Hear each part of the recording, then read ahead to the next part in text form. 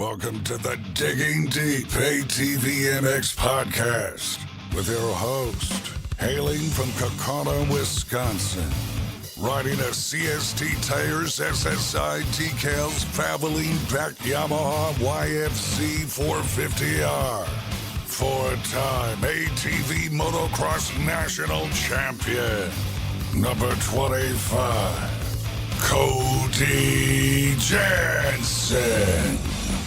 What's up, everybody? We're back. Welcome to the latest edition of the Digging Deep ATVMX podcast, episode 94 of the Digging Deep ATVMX podcast, presented by our title sponsor, CST Tires, in stock and available for purchase today at shop.csttires.com. I'm your host, Cody Jansen, saying hello to our more than 177,000 monthly Digging Deep listeners in all 94 total countries in which you are listening, and this is our 2022 Quadcross of Nations preview episode. We've talked extensively about Team USA at this point. On episode 90, we sat down with Chad Wienen. Joel Hetrick joined us on episode 92, and Bryce Ford joined the show on the previous episode 93, not to mention talking with Casey Greek, acting mechanic at this event throughout the last couple months, but this show is totally different. So if you want to hear from those riders ahead of the 2022 Quadcross of Nations, head over to our show archive and catch those shows. But in this episode, Casey Greek will join us to briefly tell us about Team USA's schedule for the week ahead and give us a final vibe check before heading over to the Czech Republic. And then we really shift gears. Two European ATV correspondents join the show to educate us on all things Euro ATV racing, from riders and teams to watch out for, to expectations for the track and the weather, predictions, and everything in between. Team manager for the German national team, Milena Krafthöfer, will join the show, and she's also the one behind QuadMXLive.com, offering great coverage of ATV racing in Europe. So Milena really knows what she's talking about, has so much to teach us and inform us about these guys. And speaking of really informing us about a lot of these riders, next up is Uncle Al. Darren Mcpherson will join us in our third segment for a more in-depth look at the riders, the teams, and the expectations for the weekend ahead. But let me tell you what a blast it was to hang out with these two, and you are going to absolutely love them. This is so much fun. There's so much to learn on this episode, and I promise you'll come away from this one more in the know and much more pumped up than you were previously for the Czech Quadcross of Nations. With that, let's quickly shout out all of our incredible partners before dropping the gate on the final race preview episode of the 2022 season. CST Tires, go to shop.csttires.com today. Yamaha, thanks to Blue Crew. Thank you to Ssi Decals, DID Racing Chain, Namura Technologies, Bronco ATV and UTV Components, Impact Solutions, Lauderdale Steel Enterprises and Concrete Supply, the financial advice of the Haymauer Financial Group, Forworks Carbon, DP Brakes, Factory 43, Integrated Financial Concepts and their Safe to Race and Safe to Ride insurance programs, Binky's Forever ATC Museum, Evans Waterless Power Sports Coolant, Walsh Racecraft, and Manscaped. Get 20% off and free shipping with code DIGGINGDEEP20 at manscaped.com. Manscaped's signature line, the Performance Package 4.0, includes the new Lawnmower 4.0 electric trimmer that I rely on to help keep my beard on point, the best nose hair trimmer ever created, and an array of goodies like deodorant, boxer briefs, a travel bag, and more. So check out Manscaped. I wish I would have sooner, and get 20% off with free shipping by using code DIGGINGDEEP20 at manscaped.com. So rad that Manscaped is investing in ATV racing as a longtime partner of Digging Deep, and help us keep them in the fold and involved in ATV racing by using our Digging Deep 20 code so they know you enjoy digging deep in all that we're about here. Support all these great companies that support us, and for any products that fall through the cracks, click that Rocky Mountain ATVMC banner on our website to help us out. The 2022 season may be coming to an end. Riding isn't, however. Fall riding is some of the best riding, but whether it's for fall riding or already prepping for next season, we both know you still need parts and gear. No matter what off-road gear parts you need, Rocky Mountain ATVMC has you covered. But before you buy, simply click that Rocky Mountain ATVMC banner on our website. By using our specific link, we get a percentage of what you buy on the back end, enabling you to help us out while purchasing the parts you need anyway. And did you know you can buy OEM parts from Rocky Mountain ATVMC as well? Yep, shipped conveniently right to your door. So click that Rocky Mountain ATVMC banner at diggingdeepatvmx.com to help us out while satisfying all your gear and parts needs. No new donors to shout out this week, but if you are interested in donating and hearing your name on the show, you can find the Patreon or Buy Me a Coffee donation links on our website. Major thanks to all who have donated. You guys freaking rock. Now, it's showtime. The 30-second board is up, it's sideways, and the gate is down. Time to dig deep. Let's go. All right, guys, we thought it just wouldn't be right if we didn't check in at least with this guy one final time before he heads off to Europe with Team USA. Brought to you by Blenders Eyewear. Use discount code DiggingDeep20 at blenderseyewear.com. From Impact Solutions and Mechanic for Team USA member Bryce Ford next weekend in the Czech Republic. Say hello to Mr. Casey Greek. What's up, Casey? Hey, Cody. Thanks for having me back on. Excited to be able to get into this and break down what's going to go on over there, hopefully. Yeah, well, Casey, you heard there that we wanted to check in one last time before you head across the pond. So how are things since we last talked? And is the excitement rising as, now you're just a couple days away from heading to Europe at this point? Yeah, we're leaving here. I'm leaving out Sunday. There's guys that are already on their way or leaving tomorrow and different things. So the excitement's huge. I mean, I think for me, it's just unreal to have this experience, and it's a complete honor. And, I've been doing this for so many years, and I think this one really checks pretty high up on the list of things I've gotten to do because of racing and racing ATV. So I'm really excited about it. Yeah, it's cool. Like for me, Motocross of Nations was always such a big thing to me, like growing up. So that's what I have these visions of, because the ATV fans in Europe, like, they respond to our guys just like the dirt bike fans do to our dirt bike riders when they go to Europe. They love to see those guys. So for you to be a part of that group, the Team USA comes in and everybody wants to see what's going on with those guys. Like they're superstars. To be a part of that group's just got to be the coolest thing. And, like I've said to some of these riders and stuff, but to represent our country, man, and we've went over it already, but that's just got to be such a prideful thing. I mean, to do something where you're truly representing this, this nation that, for most of us, we're so proud of. We come from the greatest nation in the world, man. Like I can't imagine what an honor that must be like. It's the coolest thing. Absolutely. It's huge. And, I've been to Europe racing quite a few times, but it never at with what this carries. Mm-hmm. We're going to be in Europe racing, but I've always been in Europe racing and typically with a European rider, and, always done well over there, which is really cool. But to be able to go over there with the three guys that we have and be part of it and represent the USA, I think it's just beyond, and I'm beside myself about it. Really excited. I've seen everyone, a lot of my good friends have been over there for years and then went to this race and got to participate and, brought back the trophy. Mm-hmm. And in all honesty, I've been really jealous. Yeah. Because by the time we started going, I wasn't a mechanic anymore. I was doing suspension or tires or, right. Had a different role. So it really wasn't my wheelhouse anymore. So for Bryce to step up and ask me, it's just awesome.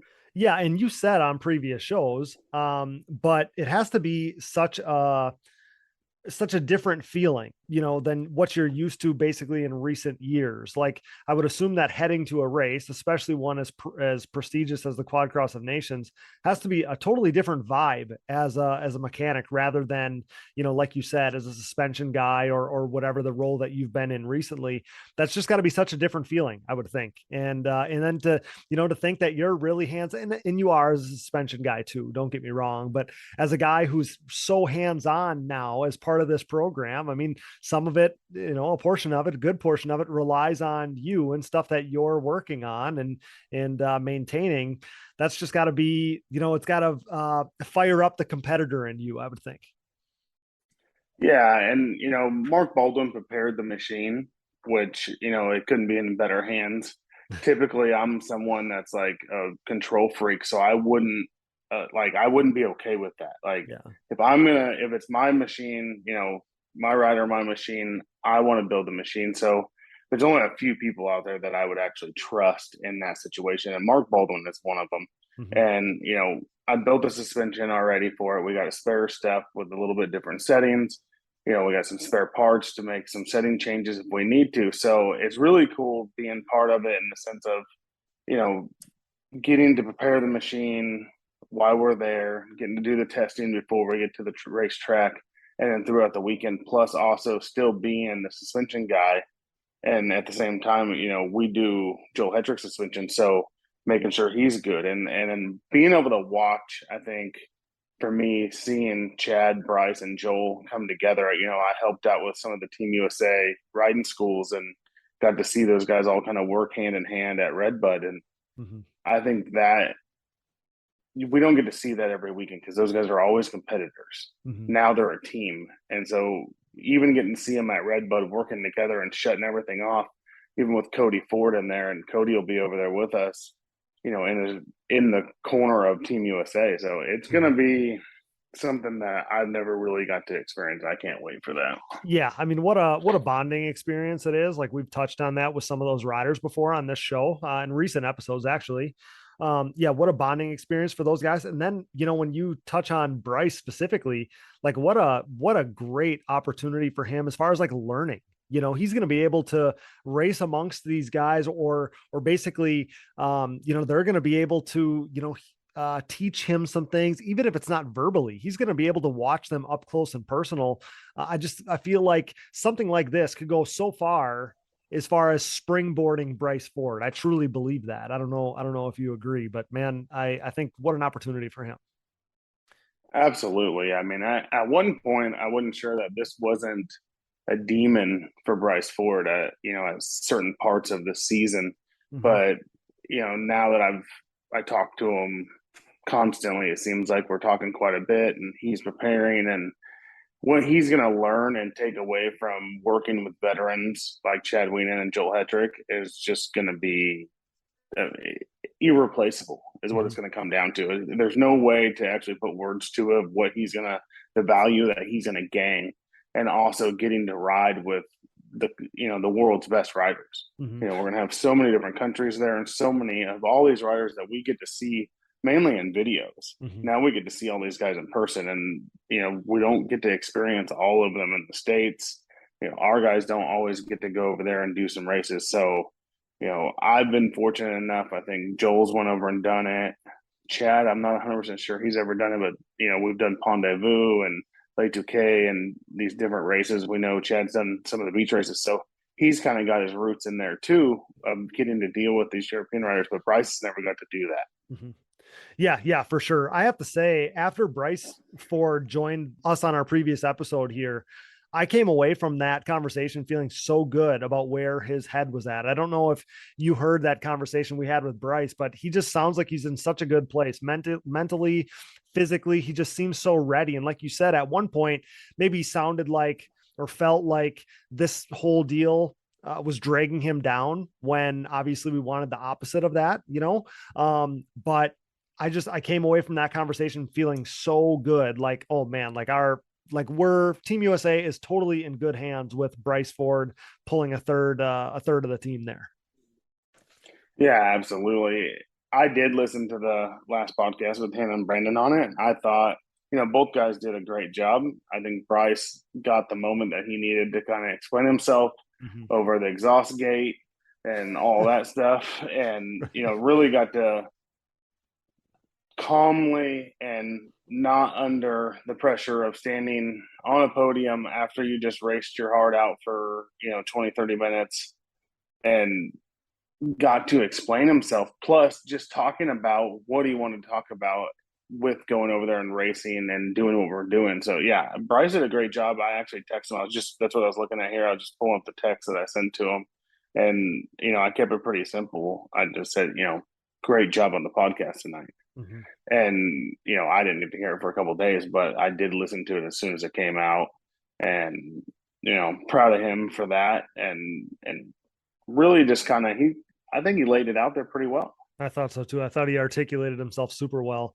Okay, Casey, tell my listeners a little bit about the schedule for you guys over the course of the next, week or so leading up to this event. After you get over there, what's the plan after you guys arrive in Europe? What's the plan with that? Yeah, so basically for me, I'm gonna leave Sunday. I leave out of Raleigh, North Carolina at 6 o'clock, and I don't get in until Monday around 11. And then from there, it's just everyone's gonna be arriving. I gotta get Gloop and his girlfriend in my rental car, and then we're gonna head out to basically the hotel, kind of get situated for that kind of stuff, and then right into it pretty much by Tuesday. We're gonna be getting everything kind of situated. I think Harv and Mark and Sherry and Harv's wife, they're all going to be there before, like they're flying in today or tomorrow. Harv sent me a text earlier today.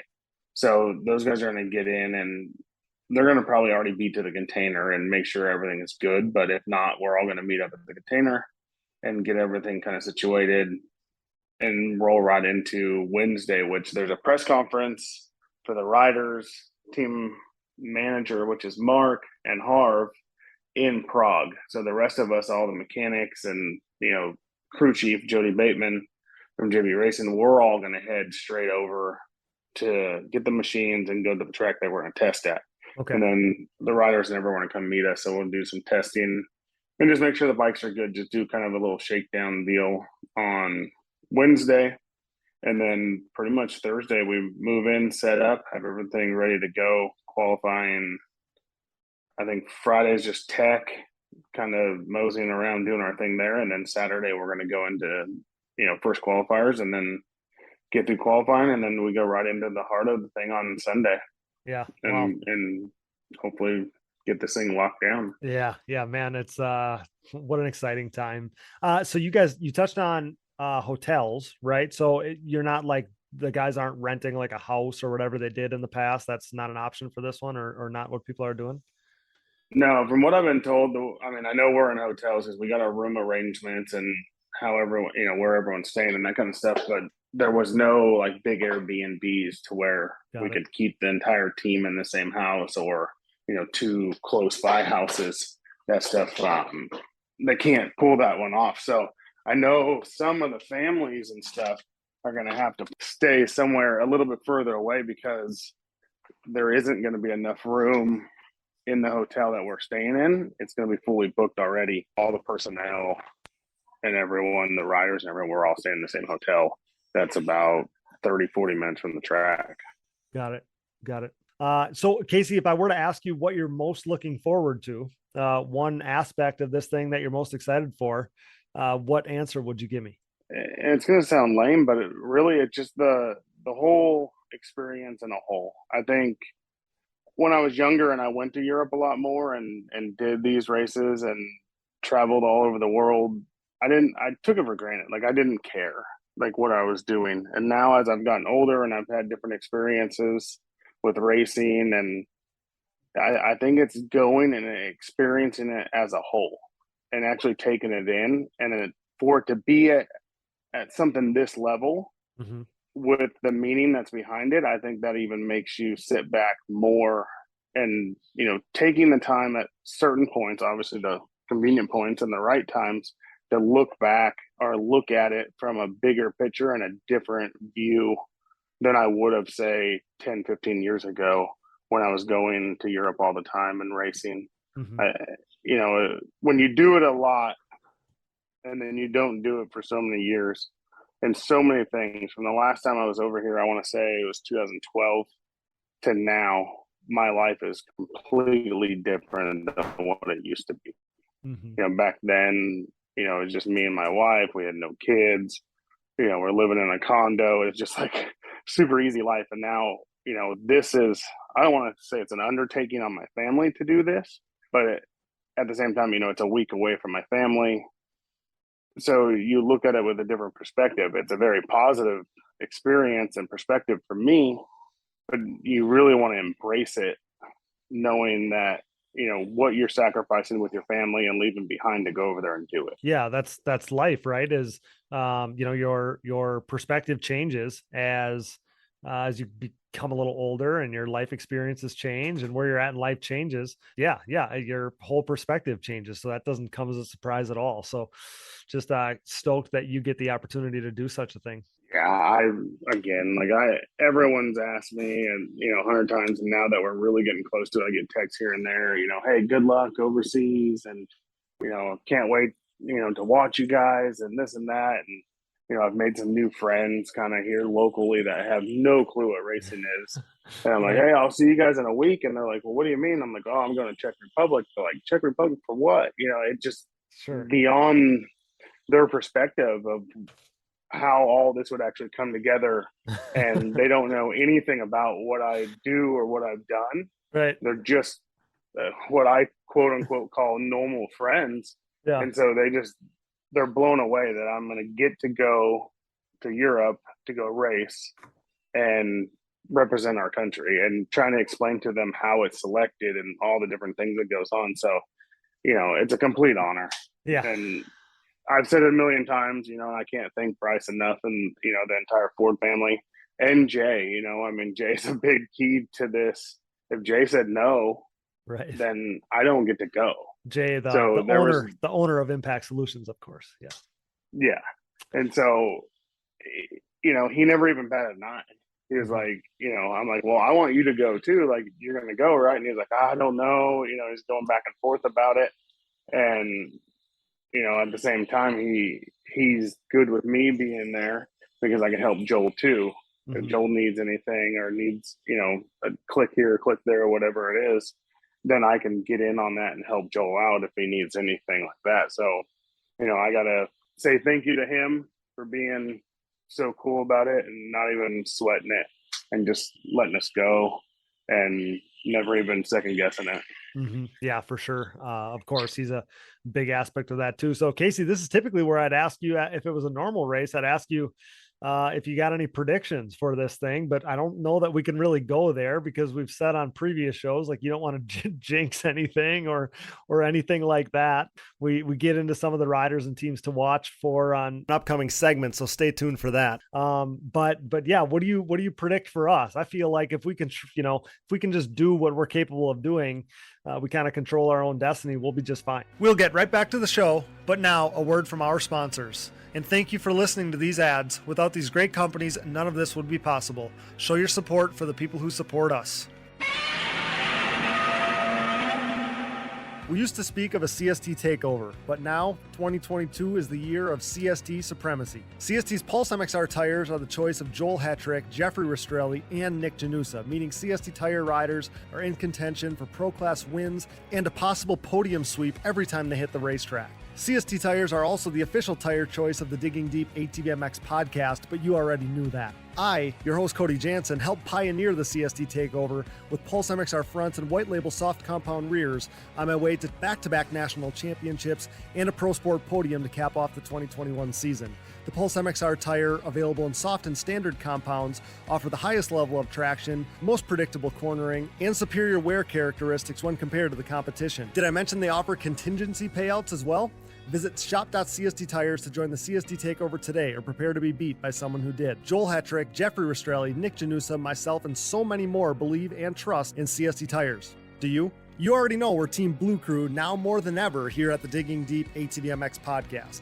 And whether it's 8-time and reigning ATVMX Pro Class National Champion Chad Wienen, who with his next championship will become the winningest champion in ATV motocross history, or 7-time and current XC1 Pro ATV GNCC National Champion Walker Fowler, who is now tied for second all-time in titles won, it's clear the podium-proven Yamaha YFZ 450R is the winning choice of sport ATVs.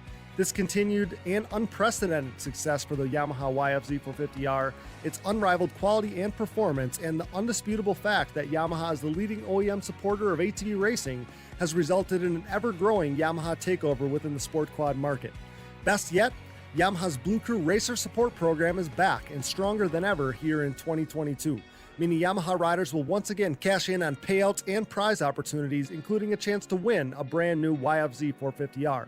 For more info, head over to YamahaBlueCrew.com, follow them at Yamaha Outdoors on social media, and check out Yamaha's full proven off-road lineup at YamahaOutdoors.com today. Ssi Decals is a name synonymous with ATV racing, synonymous with big-time success, and absolutely synonymous with the best-looking decals around. An offshoot of their parent company that was established in 1947, SSI first took shape from owner Ian Harris's passion for ATVs. With what started as just making numbers and decals for riders like Chad Wienen, the company quickly took off, and today you couldn't imagine ATV motocross without SSI decals. The graphics maker and designer now supports all the top teams in ATV motocross, as well as teams and riders racing GNCC, Work Series, Pro Motocross and Supercross, Canadian Pro Motocross, short course off-road trucks, UTVs, snowcross, and, oh yeah, 6-time world champion top fuel drag racer Clay Millican. No project is too big or too small for SSI decals, making your identity stick with championship level graphics. Head over to ssidecals.com today and then maybe call the doctor because things are about to get sick. The Digging Deep ATVMX podcast is brought to you in part by DID and their wide range of championship winning chains. From the street to the track and everywhere in between, DID chains are designed to give you the optimal riding experience with great performance and increased chain life. Consistent to the core, pick up your box of reliability today. DID, what drives you? We are proud to be partnered with Namura Technologies. Since 2001, Namura has led the charge in the ATV and side-by-side market, covering more applications than anyone else in the industry. Namura's advanced piston technology uses a NASA-exclusive aluminum alloy that helps to reduce expansion rates, allows for tighter tolerances, and leads to higher overall engine performance for your machine. For more information about Namura's wide offerings of pistons, rings, gaskets, industry-leading top-end repair kits, and recently added connecting rods, visit your local dealer or online at www.namura.com. Namura Technologies, your one-stop shop engine component supplier. We are pleased to be partnered with Bronco ATV and UTV components. Bronco has been an industry leader in replacement hard parts and accessories for all makes and models for over 15 years. With a catalog that includes a full line of electrical components, engine internals and cylinders, shock and suspension parts, winches, clutch kits, valves, carb kits, bearing kits, and drive chain parts, Bronco is your hard part source for whatever you need for whatever you ride. Available exclusively through distributors around the world, visit your local dealer or online at broncoatv.com. Forworks Carbon's innovative lightweight products include top-notch seat covers, carbon fiber and plastic hoods, gas tank covers, exhaust shields, shock guards, and much more. Whether you have an ATV, UTV, or snowmobile, Forworks has the goodies that will improve your ride and make you salivate. We trust Forworks for increased function and a sexier look, and you should too. Forworks Carbon, always working hard to bring high quality and innovative parts to the market. Check them out today at fwcarbon.com. I think barred any crazy mechanical issues or something out of the ordinary, I mean, it should go how it's gone in the past. And I feel confident saying that and not jinxing myself. Right. Yeah. Yeah. I wanted to choose my words wisely there. So the last thing I want to ask you, Casey, is are you prepared to tell Mark Baldwin, of course, to back off if you think he's doing something wrong to the bike? I can't even get the question out without asking. I kid, obviously, but yeah, I thought that was probably pretty fitting the way that you said it, that you'd want nobody else having prepared the bike than Mark, because you know that thing's meticulously ready to go. Yeah, I think that's a tough one in a sense, but at the same time, I think there's a good and a very strong mutual respect between Mark and I. So I think we keep it respectful all the time. You know, as business people, we're very highly competitors, but at the same time, for what we're going over there to do, and then, you know, being the years previous that I've worked with the Ford family and the Ford Brothers Racing crew, and so has Mark, and then, you know, with this last year being the most recent, with the amount of work and the time and effort that we both put in, I think the respect's there. So it doesn't get to the point where, you know, Mark, you did this wrong, or, you know, Mark's not telling me I did something wrong, but dude, I've been a little bit out of the game in the sense of that. So, I mean, there's going to be some questions. Hey, Mark, what's the torque spec on this? Or, hey, Mark, what's this? Mm-hmm. So, you know, but that's his role while we're there. That's what he's there for, is to make sure we're all good. And, you know, the team aspect of it's going to keep, I think, any kind of, you know, manly side out of it, in that sense of, you know, the pride is going to wear through. Like we're all very prideful, but we're there for a reason, and we're there for this country. Right. Well, so as I lined up this crappy joke of mine, I totally spaced out about, Impact Solutions and Baldwin Motorsports being competitive in that space. But yeah, like I said, I kid, of course. It was funny. Anything else you want to touch on, Casey, before we let you go? I don't want to take too much of your time before you get out of here and head off to Europe. But like I said, I wanted to check in one final time before we send you off the right way here at Digging Deep. Maybe you got some time to, speculate about the Brandon Hogue rumors, because that's all my DMs are full about is what quad or team or whatever Brandon's going to ride for. I've told everybody I know too much, so I can't confirm or deny all the guesses that people may have or whatever. So yeah, if you want to just burn a few hours talking about rumors and stuff, we could do that if you got your free time. That's funny because I literally have no idea. Obviously we've all heard rumor mill, Brandon's doing this, Brandon's doing that. I have no idea. Not even like the slightest inkling, and that's straight honesty. But no, I mean, I think for me, it's really, I'm more excited to talk about this one when I get home. Yeah. From this, and I look forward to doing another show, wrapping up and breaking down the experience over there and everything that happened, and being able to give some real insight to what actually goes on over there and how each element of it plays out. Yeah. I think for me, that's the big thing. I know, obviously, again, I was kidding there, but yes, I can't wait for that. That's why, like I said, to bring you back in on the backside of this thing, obviously we wanted to touch on it before you left here one final time. I felt like that was going to be the only right way to do it. So yeah, Casey, come back with that trophy after helping lead Bryce and the boys to another win at the Quadcross of Nations, the four-peat for us. I get not 4 consecutive, but 4-peat for us. And yeah, we can't wait to hear all about it right here on the Digging Deep ATVMX podcast, pal. Yes, sir. I appreciate you, and we'll talk shortly. Soon. Awesome, man. Thanks so much. That's Casey Greek, brought to you by Blenders Eyewear. Use discount code DiggingDeep20 at blenderseyewear.com. Safe travels, buddy. Good luck, and we'll see you soon. Thanks, Gabby. See you guys.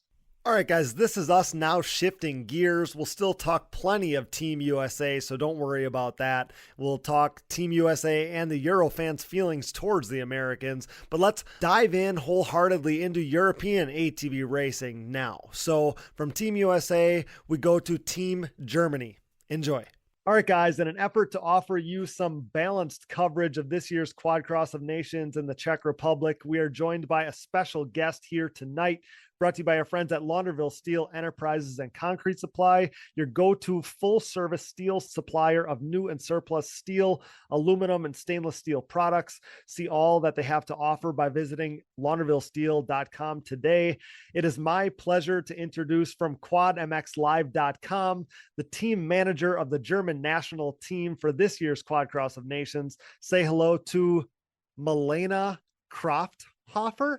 Did I say that correctly? Correctly. Hello, guys. Nice to be here. Thank you. Perfect. Well, we are so stoked to have you on the show here. We're some 4,000 miles apart, 7 hours difference in time, right? So thanks so much for joining me, first of all. And I also want to say congratulations on being named team manager of the German national team. Typically you would be covering the event, right? For QuadMXLive, you cover European ATV racing, very similar to what we do here in the United States, but your role is going to change from media person to team manager. That has to be such an honor. So tell me what that is like. Are you excited? Are you nervous? So tell me about that. Thank you guys to be here in this podcast, this one podcast in the ATVMX sport all over the world. It's really a big honor for me to be here. And it's my first podcast. Okay. Okay. Well, I'm glad. Please, my English is not perfect, but I think you guys know what I mean. Yeah, it's a big honor for me to be the team manager from Germany. I did this job in 2018. Okay. For the first time, but it was a little job too now. Since 7 years, I did great. Oh my God, my English.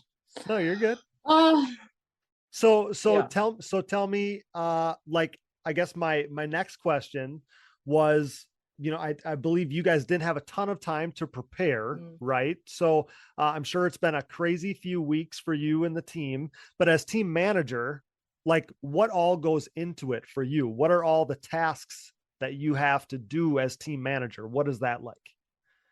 As team manager, I do all, Okay. really, also all. From the beginning to ask the federation, can we go to nations? Yeah, get we the start permission for the team, because in the last few years we have some problems with the federation, no support. Yeah, all the years before, every guy, every team do it all alone without the federation. And yeah, normally I say I never do this job again, because in 2018 it was a crazy job. I do this for my ex-boyfriend and for the other guys. They are good friends for me. Manfred Zinneger is my best friend, and Julian Haas is a good friend. That was our team in 2018, and yeah, it was crazy. But this year, Manfred and Miro Cappuccio, the other rider, asked me, please, Milena, please, you are QuadMXLive, you are the one, please help us. And I say, oh my God, okay, let me think about it. And and I say, yes, okay. And then, we start, and we had not so much time. And it started with the paperwork to get the start permission, then waiting for the start numbers, and then, my job start with closing, graphics, search for sponsoring, for tires, for all the support for the guys. Then social media.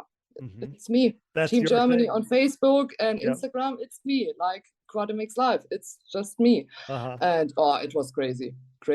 A lot of time, and I do all alone, because we have just some few weeks for it.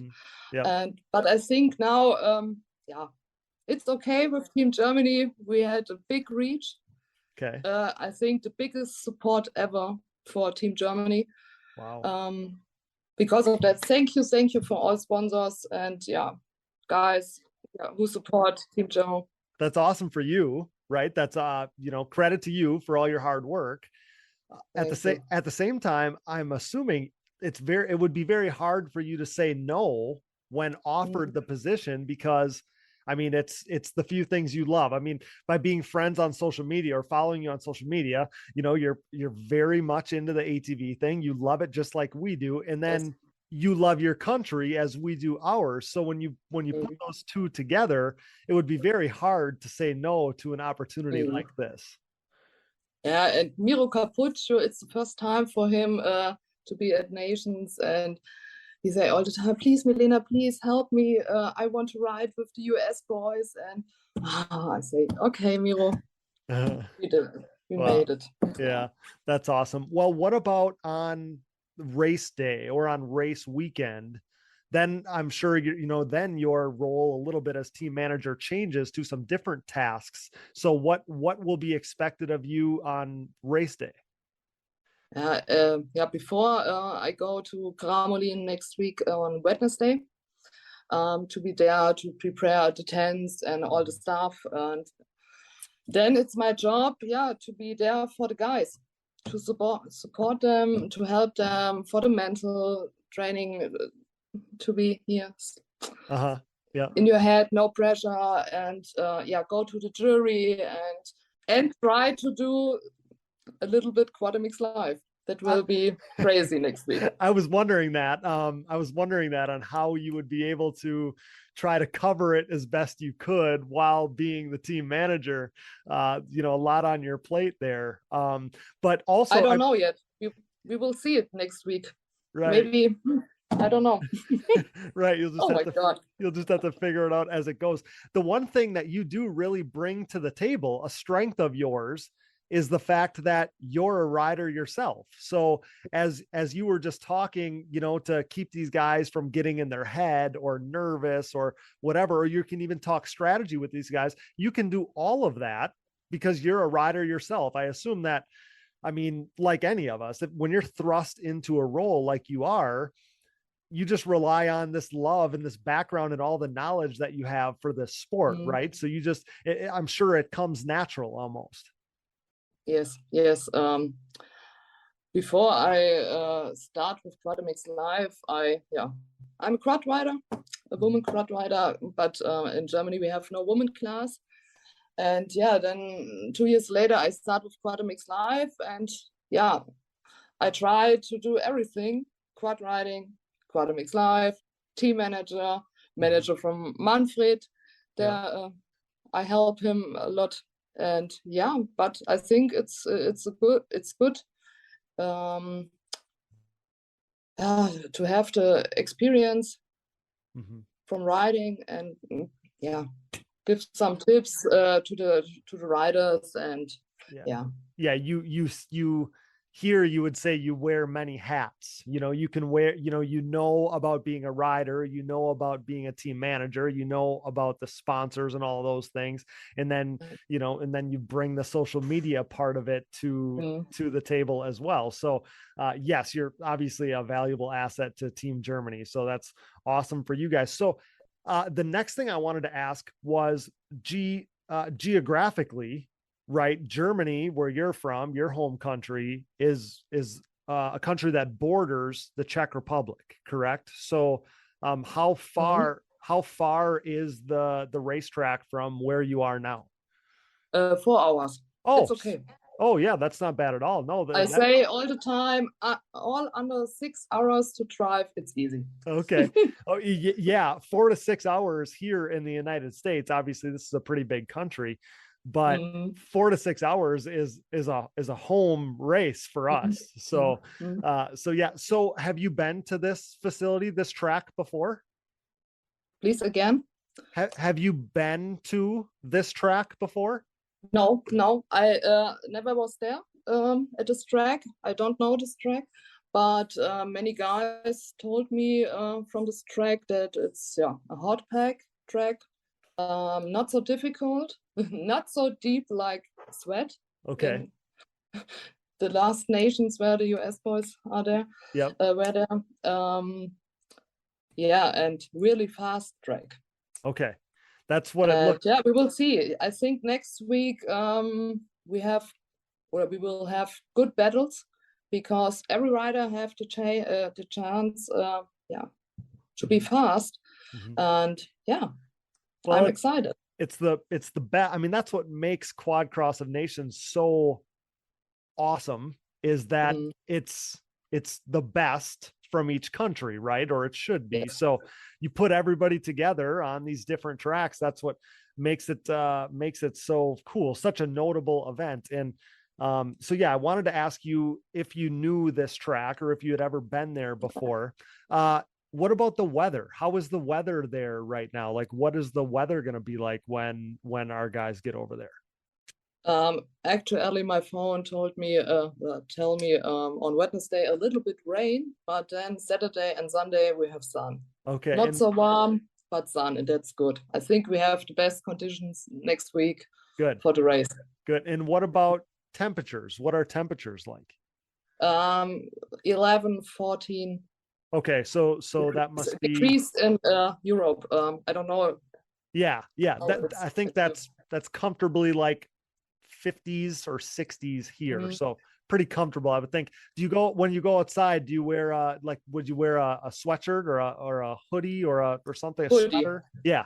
Hoodie or jacket. Maybe it's better. Yeah, there you go. That's what I expected. Well, that's awesome.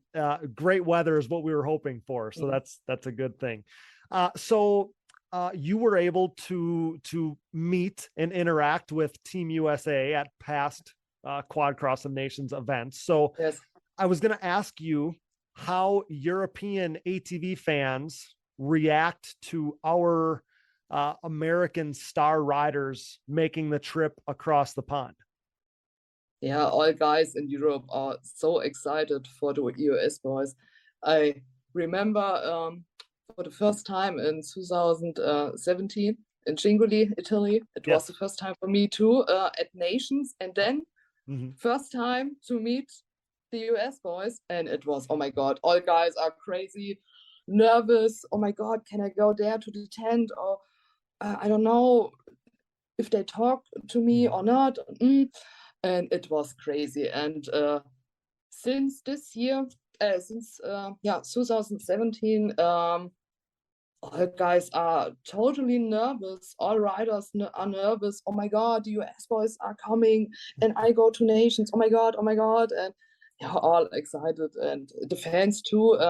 Since then, we have more public at the Nations. Okay, and it will be really good. And I say thank you for the Team USA, because they help us. For the sport in Europe to a little bit grow up and get more attention, more advertising. And yeah, it's really good because they are the elite for us. It's yeah. And that's why I wanted to ask you that, because I assumed that everybody over there, riders and fans, love seeing our guys over there. I mean, I'm sure all of you in Europe, spend time on YouTube and social media watching, Joel Hetrick and Chad Wienen and all of these guys. But I'm assuming they still, at least, maybe the fans more than, I don't know, but you guys still want to beat their asses at the same time, right? Like you still want to beat Team USA. So I'm assuming it's a balance for your riders to where they're starstruck that they get to see these guys, but at the same time they have to go compete against them, if that makes sense. Yeah. Yes, it's crazy. Some riders are really, oh my God, the US was or Chad Wien or Joel. I want to win the battle against him, and and are fighting, and it's crazy. It's nice to talk with the riders and what they tell me. It's nice, and then to see it in the battles, also in the race, it's awesome.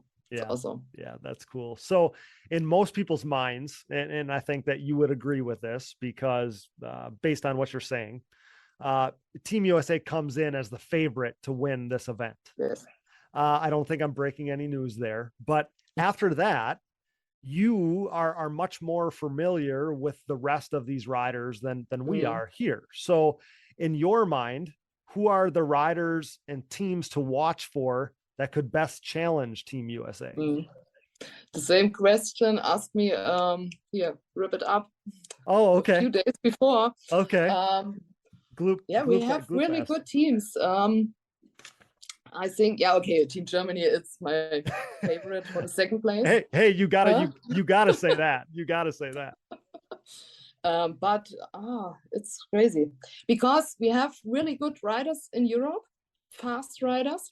But when they go to Nations, they are not the best with the order, because Nations is a team event. Exactly. It's not important for one person or a performance from one rider. It's important that the team is complete. All three riders finish the race. Yep. Come in the finish line. That's the important thing, to work together, that all quads are ready, prepare for this event, and But Team Ireland is really strong the last few years. Well, they're the reigning champions, right? Yep. Yes. Yep. When I remember last year, Team Germany, we had no start permission in France at the last nation, but I was there at with QuadMXLive, and it was a crazy race with rain. But Team Italy was really good. Team Ireland, Netherlands too. They have really good riders. I think Ireland, Italy, Netherlands. And what about specific riders? What about specific riders who could challenge our guys? I would assume I would assume off the top of my head, maybe Kevin Saar, right? He's a Yes. 5-time European champion at this point. I believe he won the championship again this year. So I would assume he would be notable on that list, but specific riders that could battle our guys, who comes to mind if I ask you that question? Kevin Saar, of course. He's a really nice guy. We spent more time together at Pont-de-Vaux. Okay. A few weeks before, because he was in the team with Manfred Zinneger, my German rider, and Cole Richardson. Yes. From the team. Yes. Okay. Team for Liberty from Doug Henline. And it was a good race. And Kevin is really strong, really fast, and have a good discipline for himself. Really focus on the race. I think he's one of the fastest rider next week. And then from Netherlands, Joe Maassen. Okay. Yep. He's an old guy, but a crazy guy. Okay. What he can, how he ride, and oh my God! Every time I think, how you do this? This is crazy to watch. No? Really strong. Manfred Zinneger, yes. Yeah, no, you got to say him. On his top level. Yeah. German champ this year for the first time. Okay. Last few years, every time vice champion, and now he get the title. And Manfred, Kevin, really strong. Joe, Patrick Turini, I would think, comes to mind. Patrick Turini, right? Italy, together with Simone Mastronardi. Oh, really good riders. Roman Kwiatska from Poland. It's also good. Okay. We have some, and Randy Nabo, Belgium, Team Belgium. Okay. And I've seen we've seen Belgium, kind of compete with those guys in the past, right? So they're going to be another team to watch. As the #1 podcast in ATV racing, it's only right that we partner with the industry leaders in suspension tuning. Insert Impact Solutions. Impact Solutions is a full-service ATV and side-by-side suspension center specializing in the revalving and service of your motocross and off-road suspension. With over 25 years of elite-level knowledge, experience, and testing with riders of all ages and ability levels, Casey Greek, Jay Goebel, and the Impact crew strive to exceed clients' expectations for service and setup. Impact Solutions is the official Elka Suspension Service Center of the United States, offering unmatched product knowledge and experience. Whether you're in need of service, parts, warranty, sales, or technical support, Impact Solutions has you covered. Head over to ImpactSolutionsATV.com or give them a call today. We interrupt this program for a special news bulletin. The following message is brought to you by Manscaped.com. The Manscaped engineering team has outdone themselves this time, creating the Lawnmower 4.0 trimmer, now available for purchase in the US and Canada. Join over 2 million men worldwide who trust Manscaped, an official sponsor of the Digging Deep ATVMX podcast, with this exclusive offer of 20% off and free worldwide shipping with code DIGGINGDEEP20 at Manscaped.com. I'm one of the first people to try the new 4.0 and I am blown away. This thing is next level. What sets this trimmer apart from all the rest? The Lawnmower 4.0 gives you the ability to turn the LED spotlight on and off when needed for a more precise shave. It features a new multi-functioning on-off switch with travel lock for those of us who like to travel. And my favorite, the new trimmer allows you to customize your trim with 4 different guard lengths, an upgrade from its predecessor that only featured 2. If you're listening, you know that good tools are a must, so wait no more to get the best tools for the job. Get 20% off and free shipping with code DIGGINGDEEP20 at Manscaped.com. That's 20% off with free shipping at Manscaped.com by using code DIGGINGDEEP20.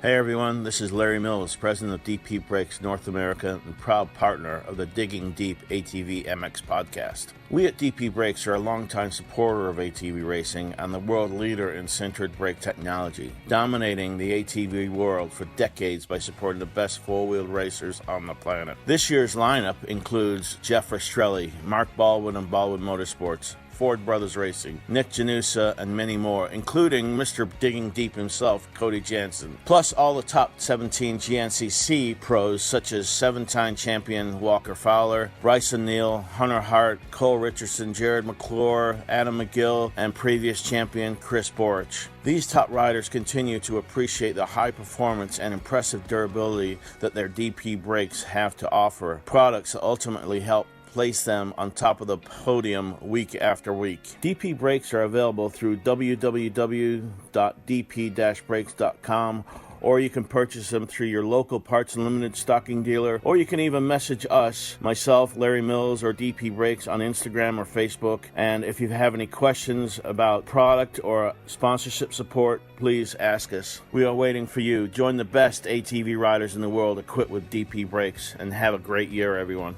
Nearing 2 decades into the brand's existence, Factory 43 is back and better than ever, continuing to make major waves in the ATV world. For the 3rd consecutive season, Factory 43 is the official aluminum parts choice of the Phoenix Racing ATV team, providing their state-of-the-art Evo Nerf bars, MX-style front bumpers, and grab bars for 2-time champ Joel Hetrick. If you're in the market to upgrade your Nerf bars, bumpers, or grab bars, head over to factory43atv.com to see their full line of industry-leading products available for all makes and models.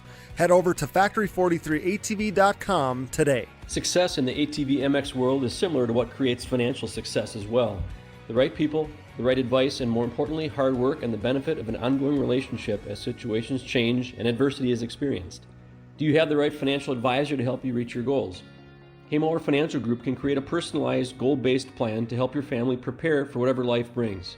Call me, Scott Haymauer, at Haymauer Financial Group, a private wealth advisory practice of Ameriprise Financial Services, at 920-338-8150. That's 920-338-8150. Offices located in beautiful De Pere, Wisconsin, with registrations and clients nationwide.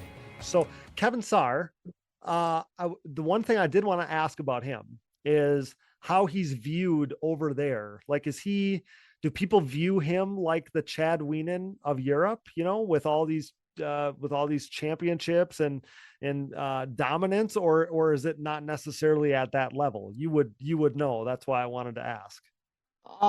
Yes.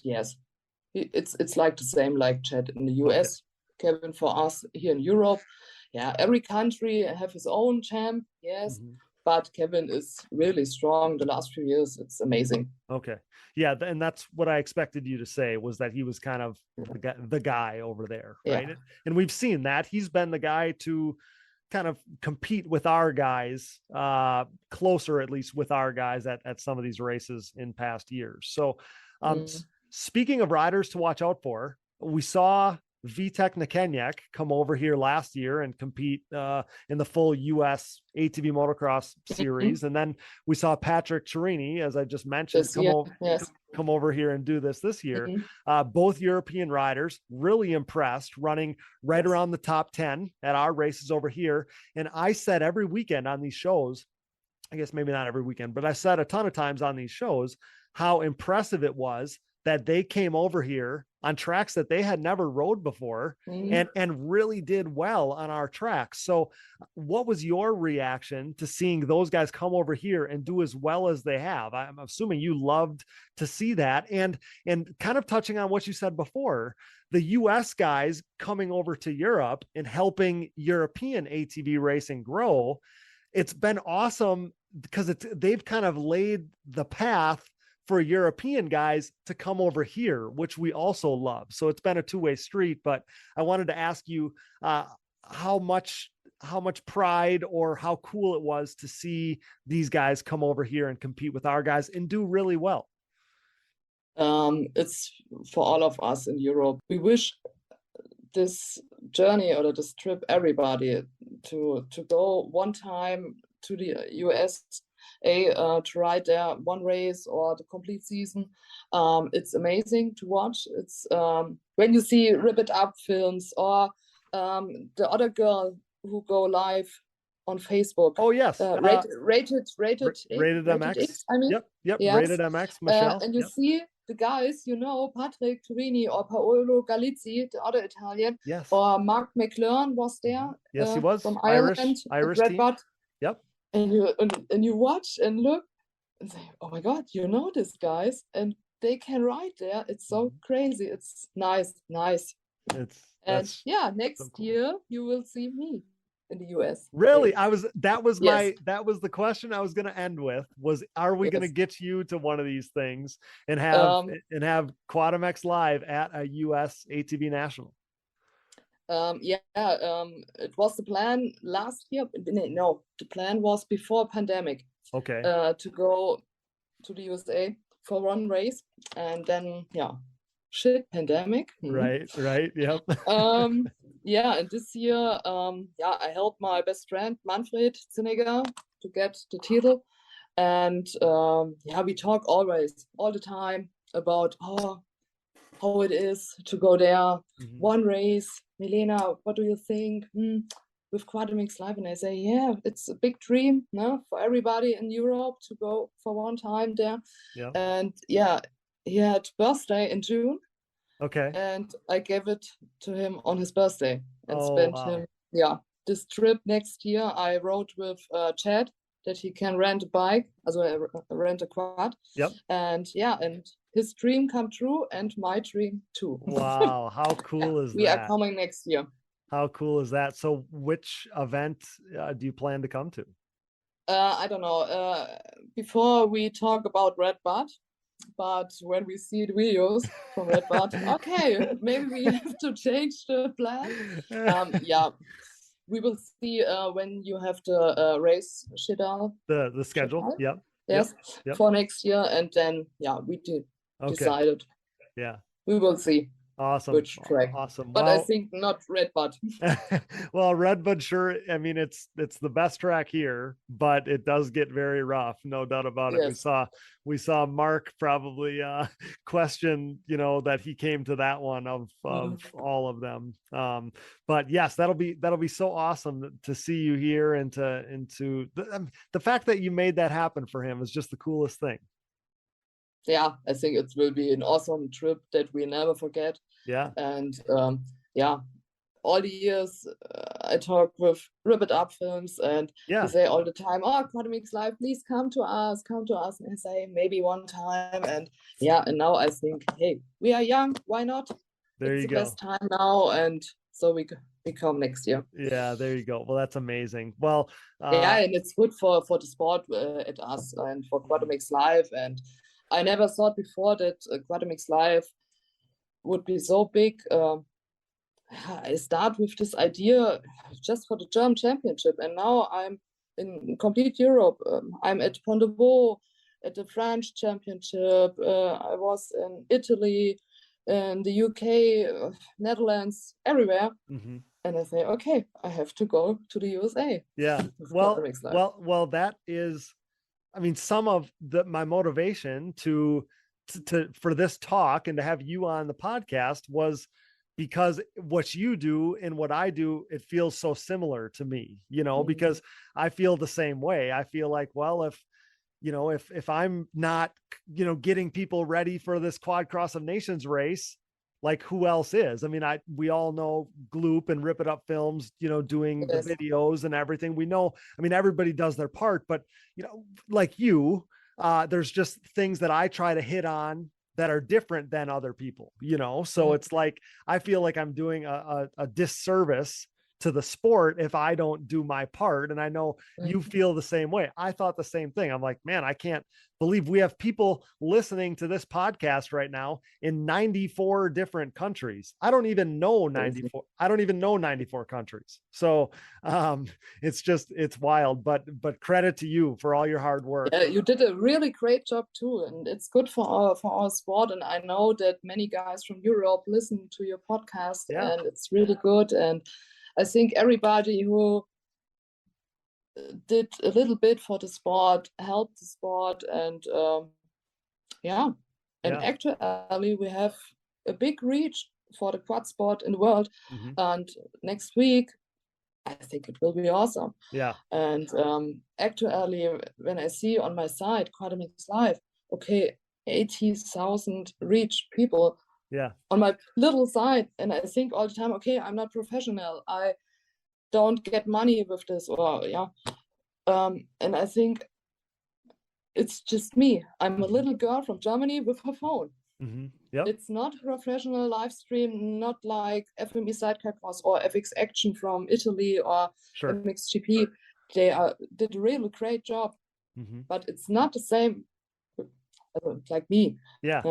Yep. And I think all the time, oh my God, so many guys are watching and your English is not perfect. And then sometimes, I fell down to jump or stuck in the fence and everybody is watching. And I say all the time after when I look at my videos, oh my God, it's a shame. Oh my God. But it's funny. Sometimes funny videos and it's me, it's my personality. And as say to the guys, some guys say to me, Milena, why you do this? You get no money for this. And I say, I don't want money for this. I do this for the sport. And it's enough for me when somebody come to me. I remember in Sweat last nation, or 2 years before, an old guy, I don't know from which country, come to me and say to me with tears in his eyes, Milena, so thank you for your work. Because of you, my family can watch it and see the riders and see the races, and it's enough for me. That is for my heart. It's oh my God. Well, and I think that, you know, and I can agree because I've felt and heard so many of the same comments. But what you're doing, even for people here in the United States, you know, we see these riders and we don't, I mean, other than their social media accounts, we wouldn't see them or know about them other than your coverage, you know, like we rely on you to know these guys. And so when they come to the States and race here or whatever, like you're the reason why we know about them, you know, and it's crazy. And it's crazy. Oh my God. Right. And it's crazy to me how much pop or how much publicity or kind of an influx in following that we get from the European riders. Like I'll share something when the Irish rider, Mark Mclennan, came over here for Redbud, man, like I can't remember how many, but I mean, one of the posts got, you know, hundreds and hundreds and hundreds of shares. And it's like, man, is that cool? Because like you're saying, you and I and a zillion other people listening right now, everybody listening are all in it for the same reason. We love ATV racing and we would love to see it grow. And that's really what it comes down to. You know, it's not a money thing. The numbers don't necessarily add up. Nobody's going to get rich doing this, whether it's what you're doing or I'm doing or a rider, but we love it. And when you love it, that's really all that matters.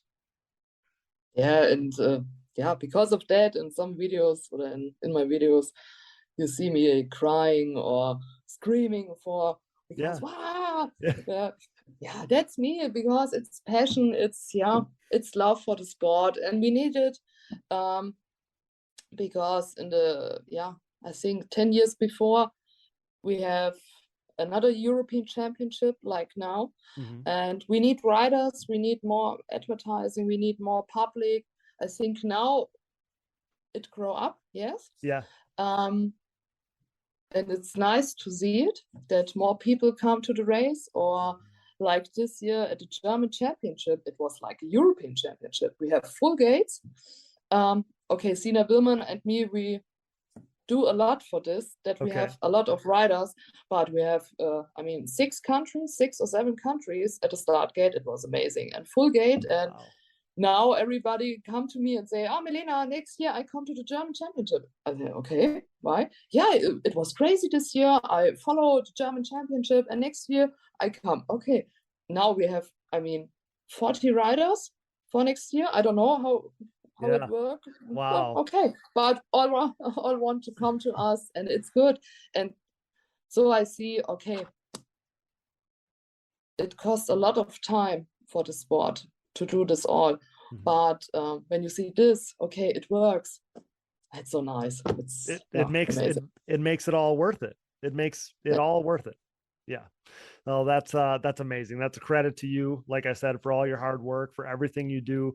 I've said And a lot of my motivation from the beginning with Digging Deep was, I said, the more people know, the more they will care. So the more we know about, and that was kind of my motivation for talking to you too. I wanted to know about some of these riders, know about some of the teams that we should be watching out for, because people will then follow, these teams. They'll know the teams that are, the ones that are maybe a little more favorite than the others, the ones that have a little more talent than the others. And then instead of them all just blurring together for our American fans, we know a little bit more about these teams. So whether it's Kevin Saar with Estonia, or Patrick Chiarini with Italy, or the Mark Mclennan with the Irish team, I mean, all these guys, the more we know, the more we care. And that's the same thing you're doing with your coverage of the European ATV racing, or my coverage and the other coverage here in the States.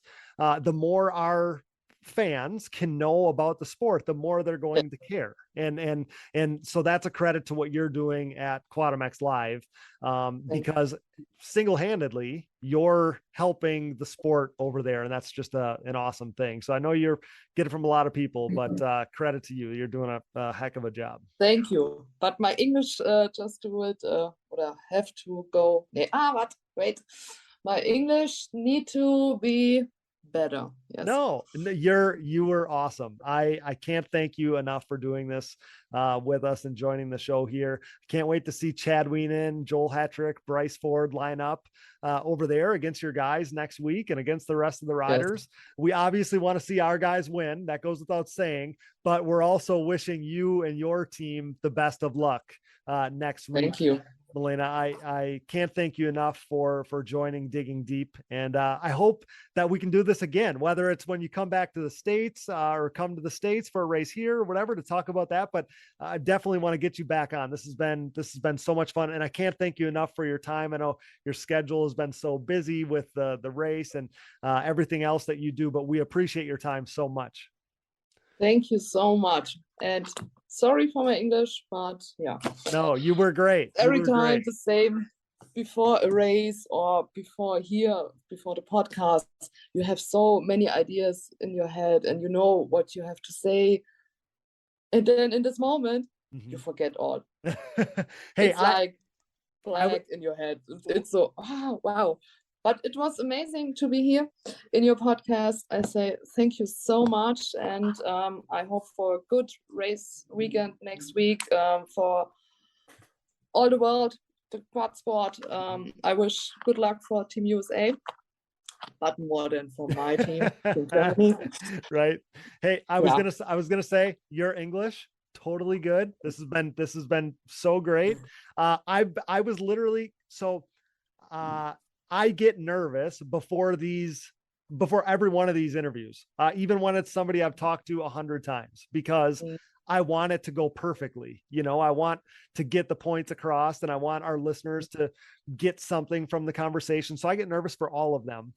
But I was sitting here thinking before, we jumped on here, I was thinking, man, if I had to do this in another language right now, I would be overwhelmed. So you did so well. But I wanted to give you that little bit of credit there, because you slayed it, but I couldn't have done that. There's no chance.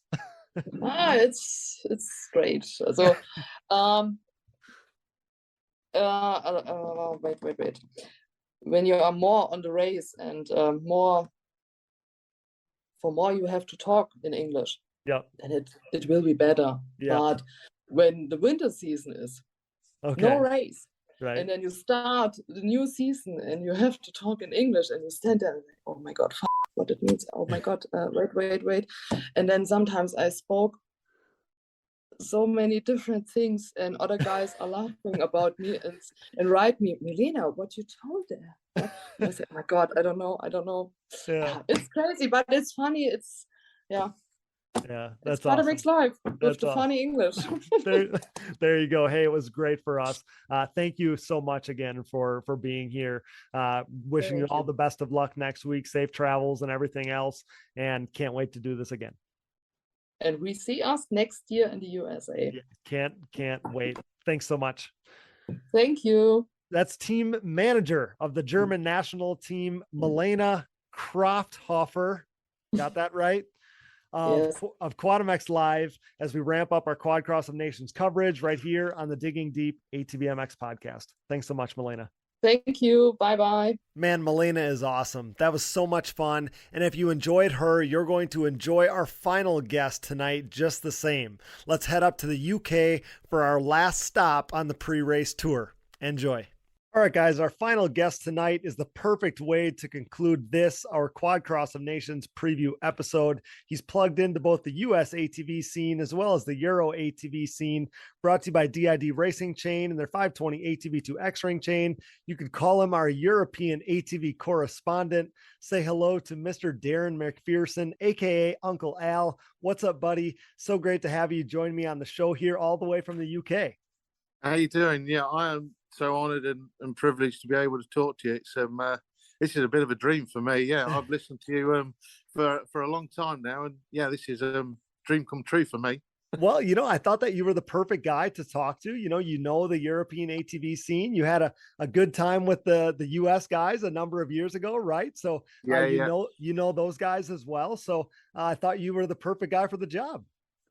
Yeah, I mean the guys from the USA, they treat me like family. Chad was amazing with me. We could talk, and he told me a lot of stuff, and we've kept in touch. Great family, and a great guy. All the guys from the USA team are very welcoming and always willing to give information. And yeah, well, I will say from that I believe it was our 5th episode was the live show we did at Redbud with Team USA, the Team USA guys. And I believe they were remembering the year previous, and your name came up right away on one of our very first episodes. So you stood out to those guys over the masses. You stood out to them, which is pretty darn cool. It's just it's a cool thing. And I think that this is something I wanted to touch on with you, and we'll get into this a little bit, but with the European fans, obviously they love to see our American riders. They're superstars, right? They're the biggest personalities in the sport. And, but they're also so personable. They're so, look at you, you've developed a friendship with these guys halfway across the world. And that's just the coolest thing. I think that's so special. And it's also a testament to how great some of these guys are. They're just the best guys. Yeah, they're amazing, and there's a lot of European riders that are they're super quick, and I think they enjoy to go and test themselves against these guys and see how quick they can be, and compare themselves against on a same track over here in Europe. Yeah.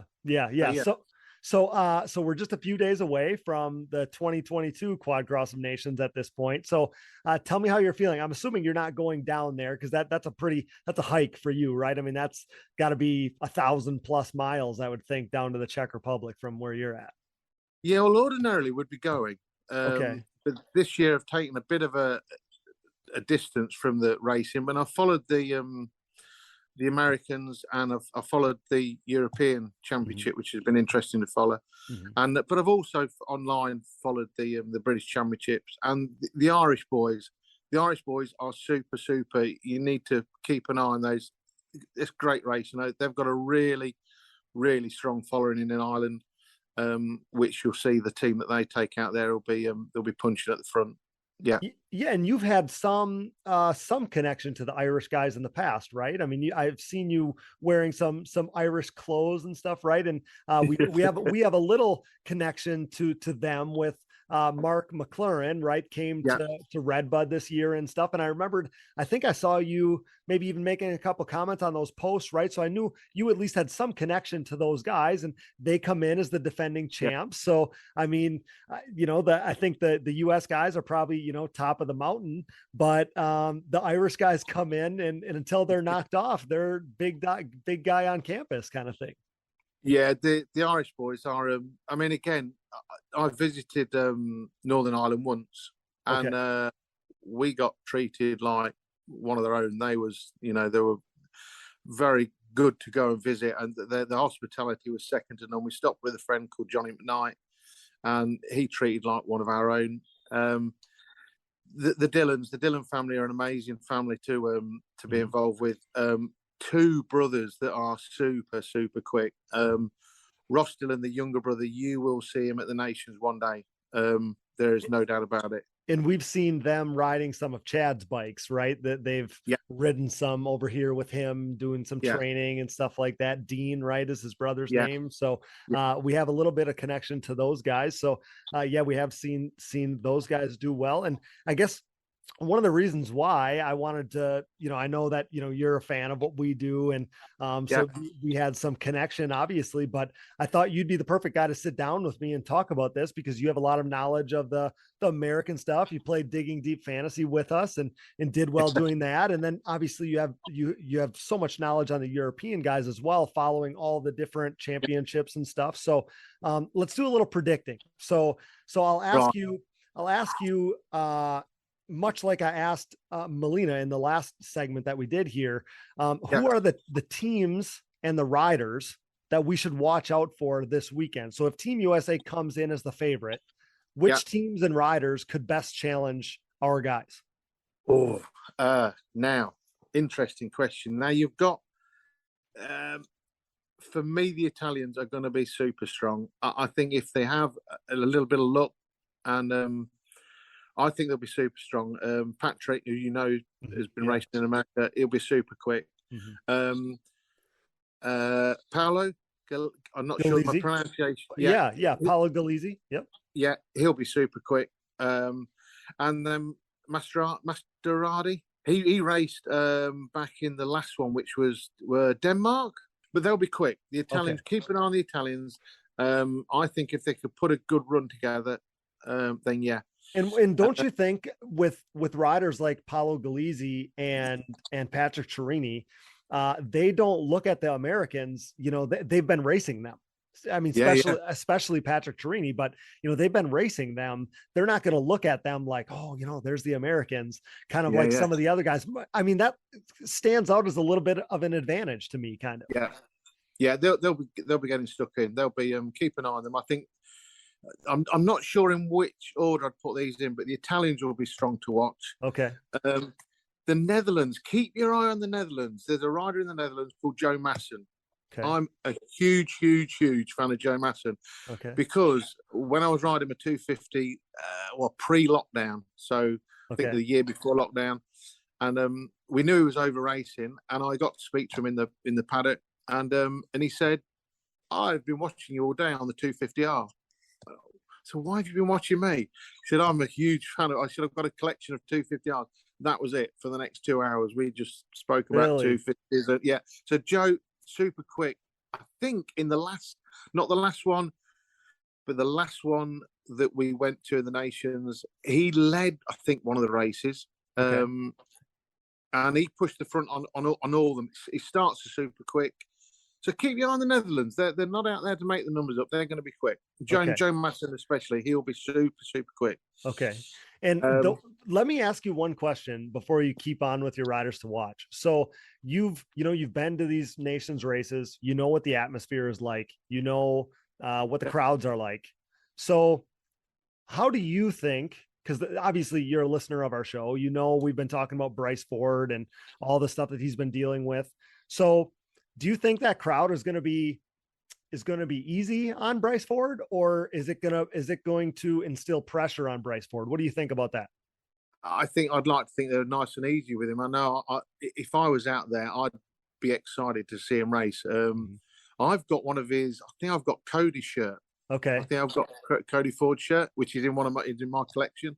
Okay. I would be excited to see what he does. I think he might be a surprise package on a world stage with Chad and Joel.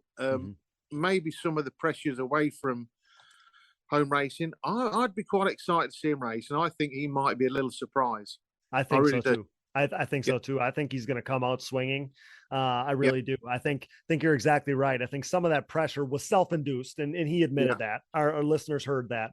But I think getting away from, all the crap that was going on here and just getting over there, I think he's going to jump at the opportunity to slay it. So if you have any other riders that you think are gonna be ones to watch over there, I mean, we know that Kevin Sars, right? Some of those fast riders, they all also, but not everybody. And I don't mean this specifically about Kevin, but not everybody brings a stacked team with them. This is a team event, like Milena told us. So I'll let you kind of pick up where you left off there. Well, you see, Roman Gueda, he's going to be, I think he's Poland. He'll be fast. Okay. He's going to be really fast. Randy Naveau, I think he's Belgium. Okay. He'll be quick. What the rest of the team are, I'm unsure, but they'll be both quick. Kevin Saar, super, super quick. Germany, I'm not sure on the other riders, but one of my favourites is Manfred. Oh, yes. He'll be quick. We heard all about him in the last segment with Milena. Yes, and it was great. So tell me a little bit about him. So how old is he? I think he's a younger rider, right? Or is that not true? I think would he be early to mid 20s? Okay. But he's quick. He's quick at so I watched him race at Ponevo. Okay. Oh, yes. You just raced there. Yes. Yeah. He's quick. He's good on endurance. He's kind to the bike. He's fast. Okay. And he's a good guy in the pits. You can approach him and talk to him, and he probably looks a bit gone out when you approach him and have a bit of a chat. But he's a good guy, all round good guy. And I'd like to see him go well. Kevin Saar, I think I'd love to see go well. One of the other teams that may keep an eye on them because they could creep up and people won't think they're going to be there. But I think Team France, Petit, Bossi and Lager, they'll be fast. And I think as a team, keep an eye on them because they're going to push. How far they'll push the guys from USA, I don't know. Mm-hmm. Well, and I think, we speculated about this a little bit. Milena told us, because she's only 4 or 5 hours from the track there. She's never been there. But she did say that the track is more hard packed. It's a fast track, which is a little bit more, I don't know how familiar you are with that track, but no, I don't know it. But I think it's a little bit more like a US track, compared to some of these other ruddy, sandy, deep tracks that we've been at, in years past at some of these Quadcross of Nations events. And I think that's going to bode well for, maybe the German riders, the Italian riders, the US riders specifically. I think that more, very motocross like style is going to maybe lend itself towards some of those riders in those countries for sure. Yeah. I think it could, the racing will be tighter. I would have thought. Yeah, definitely. I mean, it probably sounds like I'm naming a lot of the teams that are there. No, this is perfect. This is what I wanted because it's so hard. I mean, because honestly, like all of our American rider or our American fans over here, if that rider hasn't come here to the States and race here, it's hard for my listeners, a lot of my US listeners, to have any connection to these guys. So any knowledge we can pick up on, from somebody over there or even just knowing a little bit about these guys and knowing teams and riders to expect big things out of, I think that helps us as fans tenfold. There's one team that I think, and I would really, really like them to see go well is Norway. Christopher Tavern, I think it's Lars Holm and I think Joakim Kranik. I'm not sure again on the pronunciations, but Christopher Tavern is he was second to Kevin Saar in the Europeans. Okay. Super quick, super nice guy. Again, PDV. I'm just trying to think. He was second with Harry Walker and PDV this year. So super. If it's fast, rough. He'll go well. Keep your eye on Christopher Verne. He will be at the front. I'm no doubt about it. Okay. Now, Team GB. How long have we got, Cody? I could talk a lot about these guys. I'm sure you could. I'm sure you could. So they've tell got us a about great them. manager. They've got a great manager. Carl Robinson is an all-round good guy. Been around sidecars and quads, I think, for most of his life. You know, a great guy, great family guy, wealth of knowledge. Now his team is Harry Walker, Daffy David, and Jamie Morgan. Okay. Harry Walker, I would call one of my closest friends on the racing scene. Okay. Super quick, super good guy, super nice family. We worked for his dad when he owned Euro MX. Okay. He was the nicest guy we've ever worked for. My wife did the registration, I did the scrutineering, and he builds the bikes. There's two guys in the UK that stand out. There's a lot of guys building bikes, but there's two guys that always, I think, are great. They've been around forever. Okay. Is Stuart Walker and Keith Knowles. Yeah. Now, yeah. Keith Knowles was a long-time customer and business dealing person with my dad. Yep, at Jansen Motorsports. Yeah. Well, I don't need to say anymore. I mean, Keith built my bike, my last bike that I rode at Pontivo. Okay.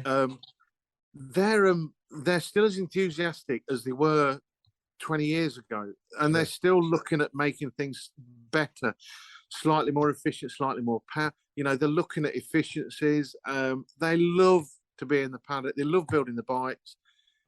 They're just there's only one or two dinosaurs left, and they're still there up there, and they are, you know, they're priceless, these guys. So Harry will have a super bike, you know, a nice reliable bike. If it's fast, he'll go well. Harry will go really well. If it gets fast and rough, he'll go quicker. Mm-hmm.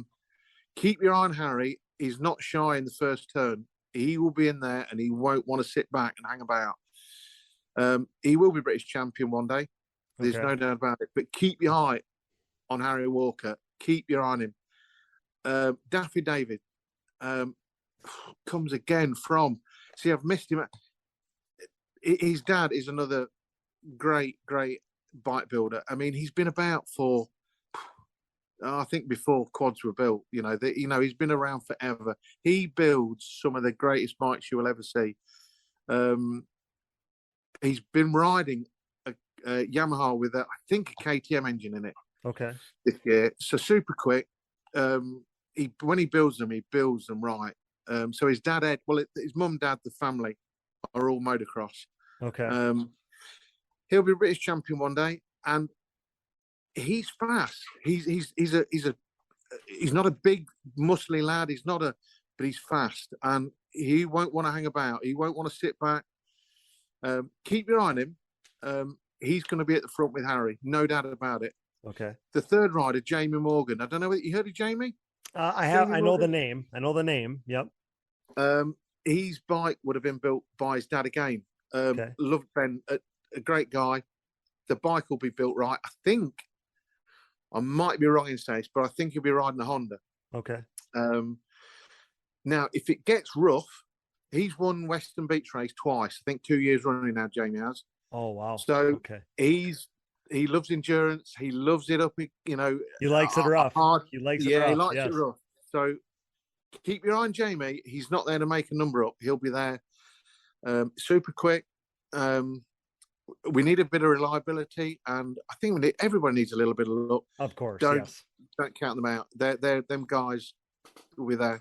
I think I've left Team Ireland till last, really, because they're great. They there's so much you could talk about Team Ireland. Their enthusiasm they bring, their camp they bring, their equipment, the bikes, the followers, the mechanics, they've all got it going on. There's nothing left to chance.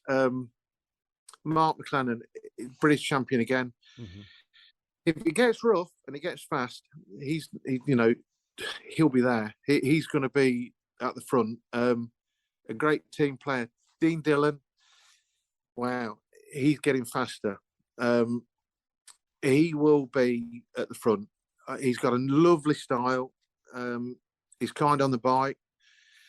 Yeah, he's again. Team Ireland will be there. Davy Cowan, I'm not sure whether he's just been racing in Ireland, but he's not been coming to the UK. But he's raced several times with Sheldon Seal in Pontevaux. Sheldon builds some of the great. He's the most. He's got to be celebrated as the most consistent and reliable bike builder at Pontevaux. If you want a bike to finish in Pontevaux, Sheldon will build it for you. He's come fourth again this year. He's a great guy, Sheldon is. But Davy rode for him. He's quick. He'll like it rough. He's a great lad. As a team, there'll be. I wouldn't want to put any money on any of these because I don't like losing money. But they'll be there. They'll be somewhere about. They'll be they'll be playing the game. They'll be there. Insurance. It's not something everyone likes to talk about, but let's face it, if you race motocross, it's something you should have. Integrated Financial Concepts is an independent financial service and insurance firm who offers moto-friendly insurance and helps out riders like Nick Janusa, Jeffrey Rastrelli, and Joel Hetrick gain confidence on the track. With their unique Safe to Race and Safe to Ride programs, if you qualify, they have the ability to offer life insurance with living benefits to those who ride. With these living benefits, you may have the ability to access a portion of your life insurance policy while you're still living, for things like cancer, heart attack, stroke, or chronic illness. They can also help with many other things, such as home, auto, motorhome, and trailer insurance, as well as college planning, special needs planning, payroll processing, as well as group health benefits for your business. So whether something happens on or off the track, Integrated Financial Concepts has you covered. With their complimentary one-on-one appointments, what are you waiting for? Reach out to Mike Daniele at DANIELE_Michael at nlgroupmail.com today and see how Integrated Financial Concepts can help you.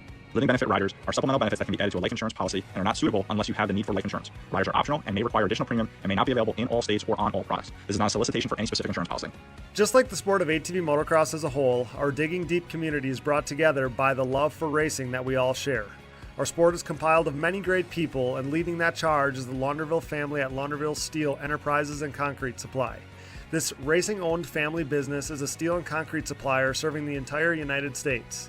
Launderville Steel is a full-service steel supplier of new and surplus steel, aluminum, and stainless steel products, headlined by their 4130 chromoly tubing and plate used in the building of chassis for ATVs and UTVs, off-road truck racing, late model dirt and pro tractor pulling series, drag racing, and more. Launderville Steel loves their racing just as much as we do, but don't forget about their concrete division as well.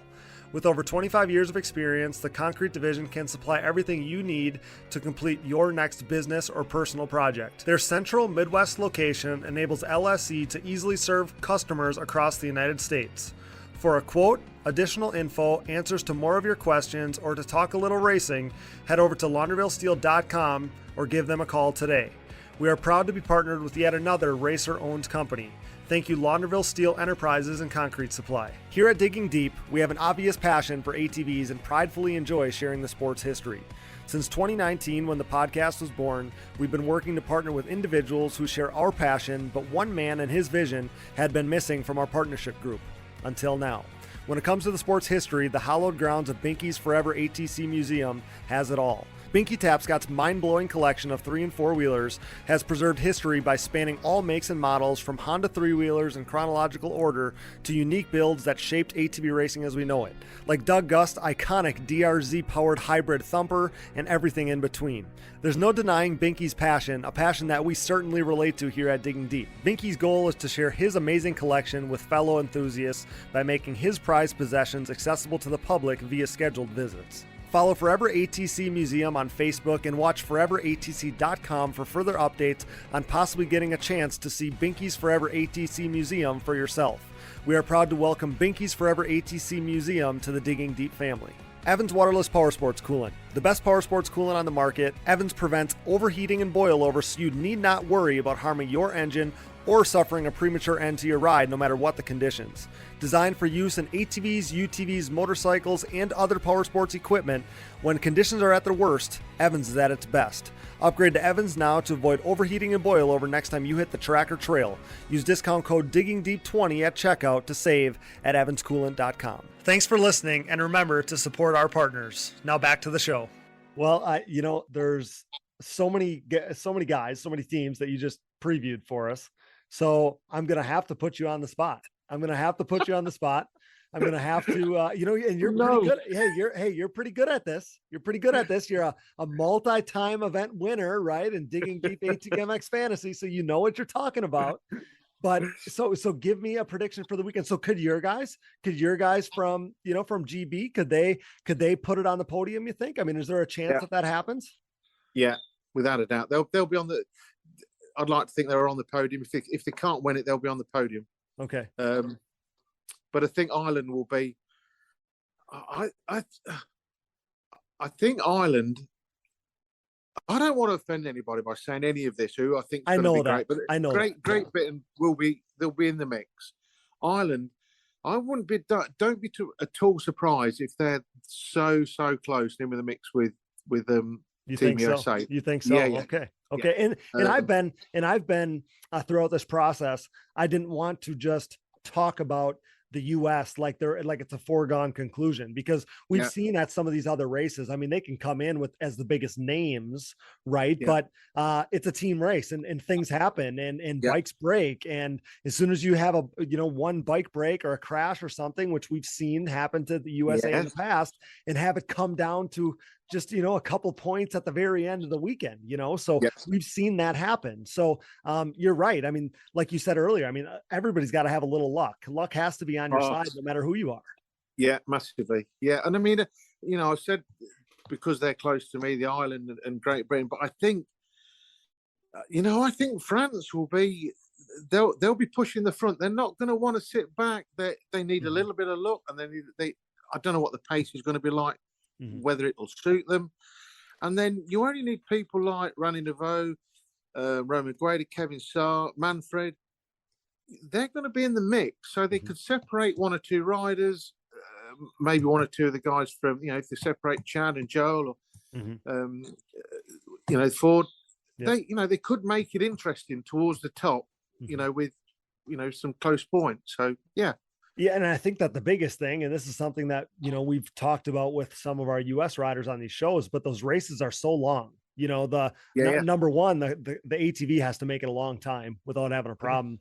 And secondly, the riders too, you don't have to rush. You don't have to rush. If you're behind a rider or two, you don't have to rush to make that move, because we have time in these races. I think, what are there 25 or 25 plus 2, I think is what they say. Yeah. So that's ends up being a half-hour race, and that is a long time on your ATV. Yeah, it's a big race. That's there's going to be a bit of attrition.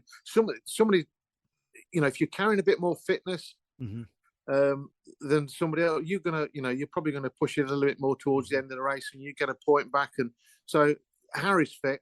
The GB guys, they'll be super fit. They'll be, Jamie Morgan winning Western 2, and I think Jamie winning Western 2 years running, won it by a fair margin. It wasn't sort of, so yeah, he's got fitness on his side. He's got a bit of go about him. So yeah.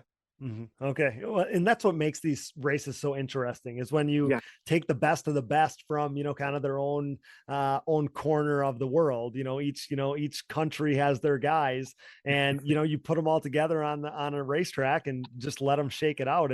It's such a fun thing. But so it really seems like maybe you're putting your guys, maybe you're putting GB third, Irish team second, US team first. I don't want to put that in your mouth for you, but it sounds like maybe that could be a prediction from you. I'll tell you what, my prediction, if I was going to say, how about let's make this interesting. Okay. I think Team Ireland are going to win it. I think USA will be second, and I think GB third, France fourth. Okay. Okay, well, that sure would be interesting. We haven't seen the U.S. come to one of these things and lose it yet. Inevitably, I mean, it could happen. You know, if we go enough times, it's inevitably going to happen eventually. But that would make things interesting for sure. Yeah, well, I think the first time we watched them at Cingoli in Italy, that I think Joel broke a chain in the first race, was it? And then so they had a couple of mechanicals, I think. Yeah, I might be wrong. We stood a bit corrected, but which I think made it close. It did. No, it made it very close. It came down to the wire. Yeah, it came down to the wire. That's why I said, I mean, luck's got to be on your side, and things happen. You know, they really do. I mean, especially when I've thought about this so many times, but as a racer, and you would know this as a racer yourself, you know, it's a sigh of relief when you get through a race day and you don't have any problems. Well, now at a team event, you have 3 riders trying to make it an entire race day without having any problems. And I mean, there's crazy things that are going to happen at this race. Crazy things are going to happen. It's just inevitably going to happen. And it's just going to be more on who it happens to, basically. And we know each one of these teams goes into the event with all their I's dotted and their T's crossed, and things just arise, you know, things just come up, and that's how it's going to be. But that's what makes it so interesting and so exciting, because you know something's coming. You know something's coming. You just don't know when and who it's going to happen to. Well, I think the first corner in Germany, that was tight, and it was uphill, then down, and then a second quick corner. I don't know. I don't know the track, so it could play into others' hands, and you know, Harry Walker will be quick out, and Daffyd will be quick. The GB boys will be quick out the gate. Okay. First race, keep an eye on the GB boys as well as the Irish boys. They will be in the mix. They won't want to hang about. Okay. They want to put a stamp on something straight away. Okay. Well, we've went over, and this has been so great because I couldn't have gotten, you know, all of this European ATV talk from anywhere else. I don't know where I would have got it from. So I thank you so much for that. But last question for you, buddy. So we know you became friends with the Team USA guys. We touched on that already. Tell us a little bit more about that experience that year. It was Italy. Okay. And then share maybe a favorite story you may have from that weekend with those guys, or anything, any memory, anything you can recount from that time there. Well, it really goes back to the year before, which was I think it was 2017 or 2016. Okay. I raced.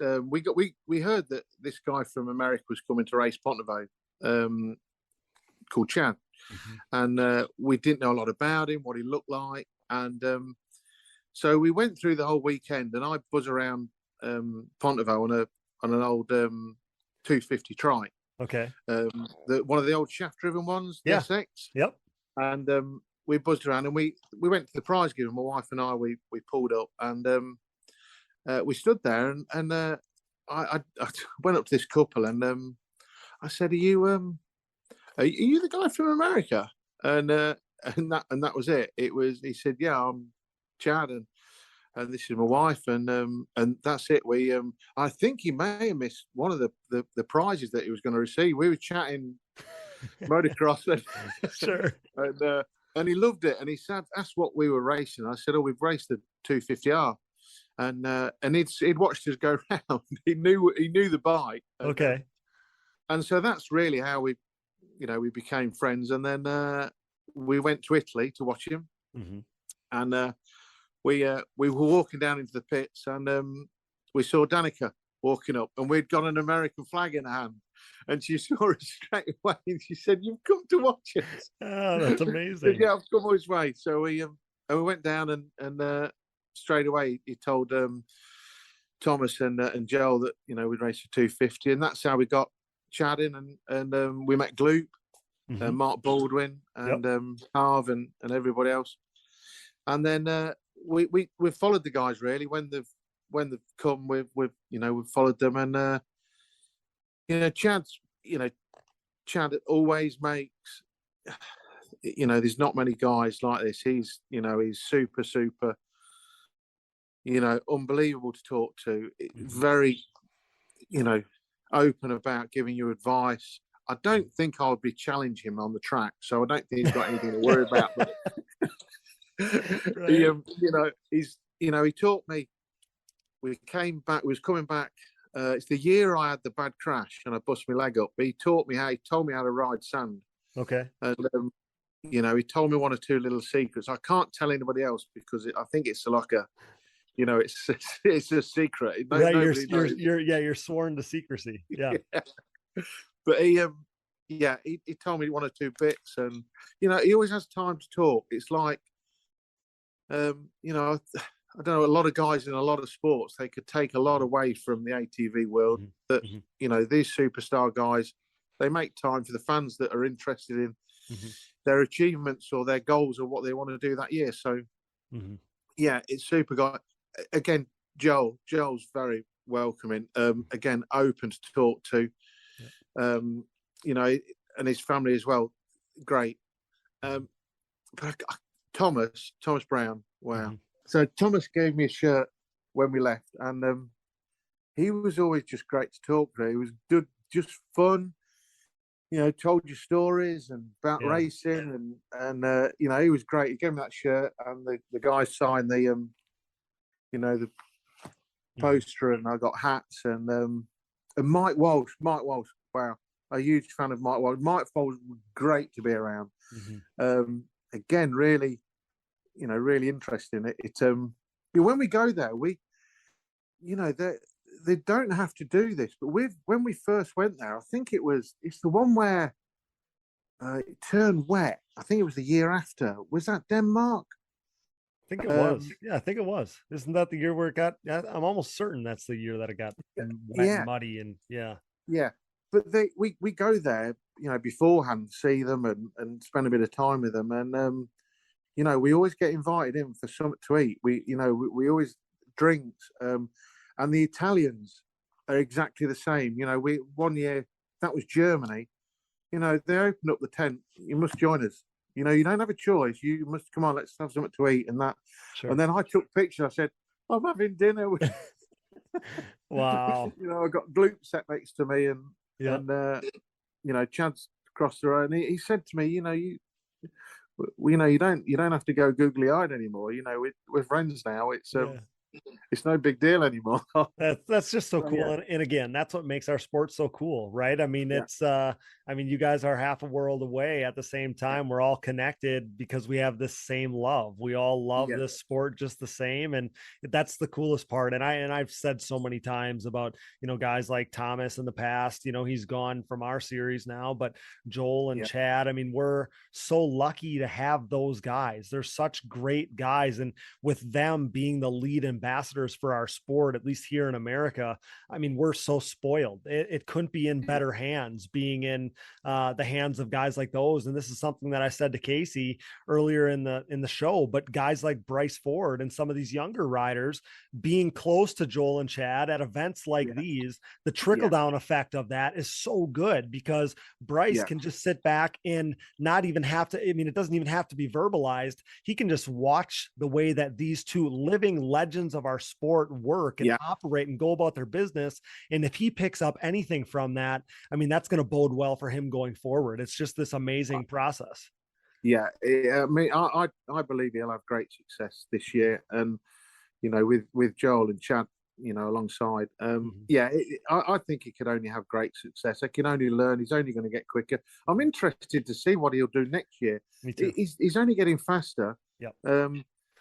And it always seems, I don't know him. I don't, I don't know any of his family but I do believe that when, they have a great team together and a great love and interest in the sport. So I think both brothers will, next year in your series, I think they'll go well. I'd like to think so. I think so too. I'm such a big fan of Bryce, especially some of these, maybe I've called them stray bullets. I've called them, all these things, these hurdles that has been, kind of thrust and thrown in front of him. And he's navigated them as gracefully as you could expect any 20-year-old kid to navigate. I mean, it's amazing. So going forward, again, that trickle down effect is going to be incredible to see. So I'll ask you this one last question before we get out of here, buddy. So at your estimation, I kind of asked Milena this question as well, but at your estimation, what percentage of the Euro fans want to see the Americans do well? And what percentage of them want to see, the US guys get beat? Because I've heard, both sides of that story. And obviously everybody cheers for their own team. I get that. But, we've heard even from like Chad and Joel and Thomas in the past, Jeffrey, that, at sometimes it feels like those guys, they felt like some of the fans felt like, the US came over here and, they're just trying to steal something from us almost. And at the same time, it's like, man, everybody we talk to and see, it's like the Euro guys, the Euro fans, embrace and love the Americans coming over there. And obviously everybody's going to cheer for their own country. But I guess having been there, knowing so many of these guys, kind of give me what your sense of that pulse on that situation is. I mean, there's always going to be a small percentage, I think, of folks that, want to probably see them not fail, but to see the competition beat them and put them in a second place. I think if you want to go and see these guys race, you've got to go to America. We get the privilege of them, busting themselves. We've heard about how they raise funds, how, they get together and, to make it work, to bring the bikes over here. They're bringing bikes over here, I think, months before this event. This ship. In July. In July, that box is heading over here early August. I mean, months and months ago. Yeah. I'd say, there's a huge percentage. I'd say there's 90-95% of people that want to see them, race in Europe and, see them win. There will be a small percentage that want to see otherwise. But I mean, for me, I would love to see a European team win against them. I think that would be huge. But it would be nice that it's tight. It's split by a point. By them all. The top 3 or 4. Close, clean racing, and everybody walks away. That's all you're asking for, really. Well, and I think that you can sometimes sense in some of the comments and stuff you see, on social media and stuff, where it's like, and it's probably American fans that maybe don't know better, but it's like I said earlier, it's like a foregone conclusion that the Americans are going to win. And listen to the riders, our riders, they're they don't feel that way about it at all. They know how difficult it is. They know it's basically them against the world. You know what I mean? They come in and they do have the target on their back. There's no doubt about that. So it's just, the reason why it means so much to the American riders is because it's not easy to win these things. If you line up at a race on the weekend and you're going to win, you don't get any natural high from that, right? Those guys are that pumped to win because they know it's difficult. So that kind of says it all. And you kind of touched on it earlier about, our guys raising funds and doing the riding schools and all that stuff to raise money to get over there. And then they get over there and they race out of a crate. That's just so amazing to me. It's incredible. It really is. Yeah. I think, remembering, talking to Chad, that I don't think I can remember him ever saying that, he thought it was chance. I think he put it all on the line. He wasn't going there just to think that he was going to ride around at the front. He knew that he was in for a scrap. And I think several times, one of the races in Germany, they came back from the back of the pack. They did, yeah. Bad start and. Push through, not, for an easy win, but they had to fight for it. So I believe that Team USA are not going over there just to think they're going to bring a trophy back. I think they know they're going to have to scrap for it. I really do. Definitely. Which is definitely right. Brilliant. Be brilliant. It's a shame I'm not going to be there. I can't be there this year, but I will follow it and I will know what's going on. Right. Well, I think, like I said, I think that that good competition is what makes it so fun. Nobody wants it to be a runaway. So No, I don't even think the US guys want it to be a runaway. They want it to be, No. good, hard fought fight. That's how we are as competitors. That's what we feed off of. So I think it's should be a really fun weekend. This has been so much fun talking to you about all of this. This has been a blast. And hey, congrats. I haven't touched on this yet. Congrats, my friend. Your daughter got married this weekend. The wedding was this past weekend. So congrats on that too. That's incredible. We were trying to get this all scheduled out so we could have this talk. And we were talking a few days ago and you're like, yeah, my daughter's getting married tomorrow. I'm like, okay, well, let's pump the brakes on that. We can wait a few days to get you on here. So congrats on that too. It sounds like it was beautiful. And that's amazing to hear. Yeah. Bless you. Yeah. Poppy and Christopher Taylor, Poppy that is now Taylor. Okay. I went into her on the I think on the Saturday or the Friday. Did we have the message on the Friday? I think so. Yeah, it was a Friday. Yeah, and then I said to Poppy, "I'm going to speak to Cody, and that's we're getting married, Dad." And I said, "It'll be fine. It'll be fine." I said, "I've got everything going on. I can't." Right. It created great excitement and a laugh, and that I was getting excited about the wedding, and then I'd got to carry on, and I'd look forward to this phone call, and I feel privileged and honoured that you've taken your time out. I know you put a huge amount into what you do for the ATV world, and I feel honoured that you've managed to to make contact, and I'm bless you. Thank you. Thank you. This has been so much fun, pal. And I can relate to the wedding thing a little bit and all the craziness, because my wedding is just a few days from now on this upcoming Friday. It's on Friday, and we're sitting here on Monday. And my brother, I'm always kind of a little bit at the mercy of his schedule as far as, producing these things. So he's like, hey, how about we put this thing out on Wednesday? I'm like, yeah, Dallas, that's getting a little too close for comfort for me. I got to get this thing out early. So, if Brooke needs me for anything, I need to be, ready to go for her too. So, so I totally get the wedding thing and all the craziness. And so I appreciate you making it work. And like I said, pal, this has been so much fun. All your knowledge, all the stuff you shared with us. This has been great. Yeah, well, I wish you all the very best for your wedding.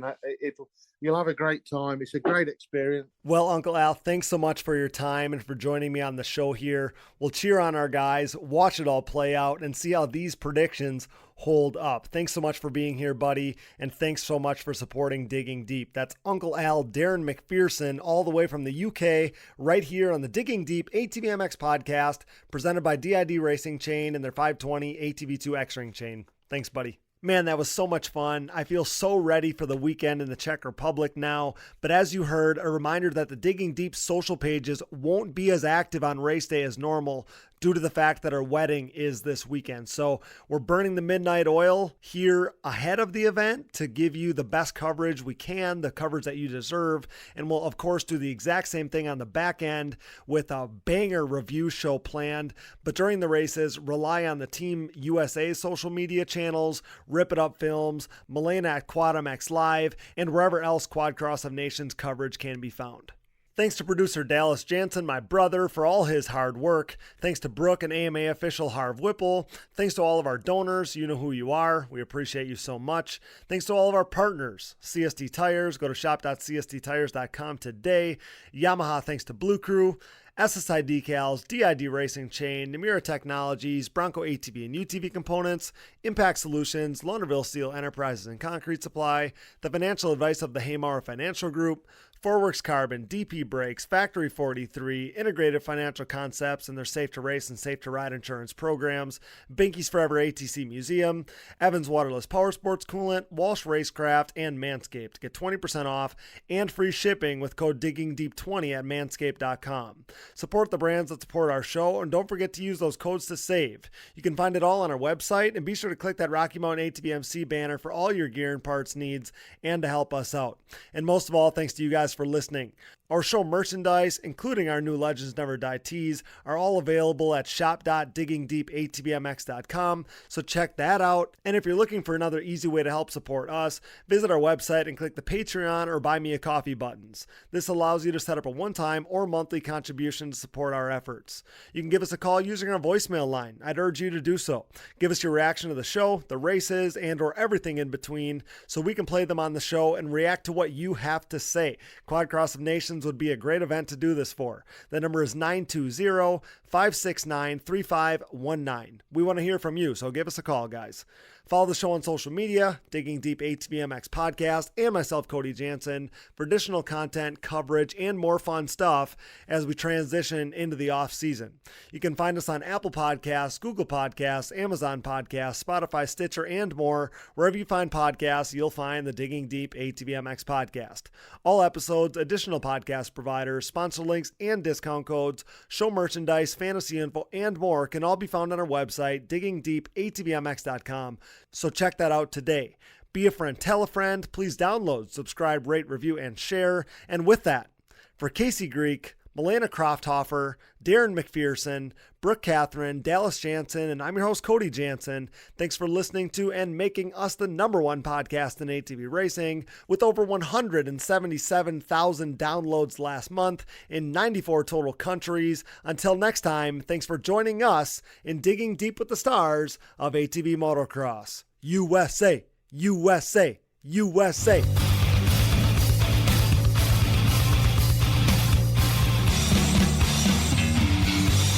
Things are crashing and burning here at the Digging Deep podcast, much like the Titanic.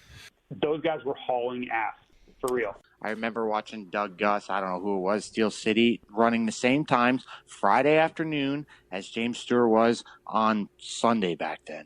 It was mental. I've never seen quads go that fast. Quad leaders are freaking gnarly.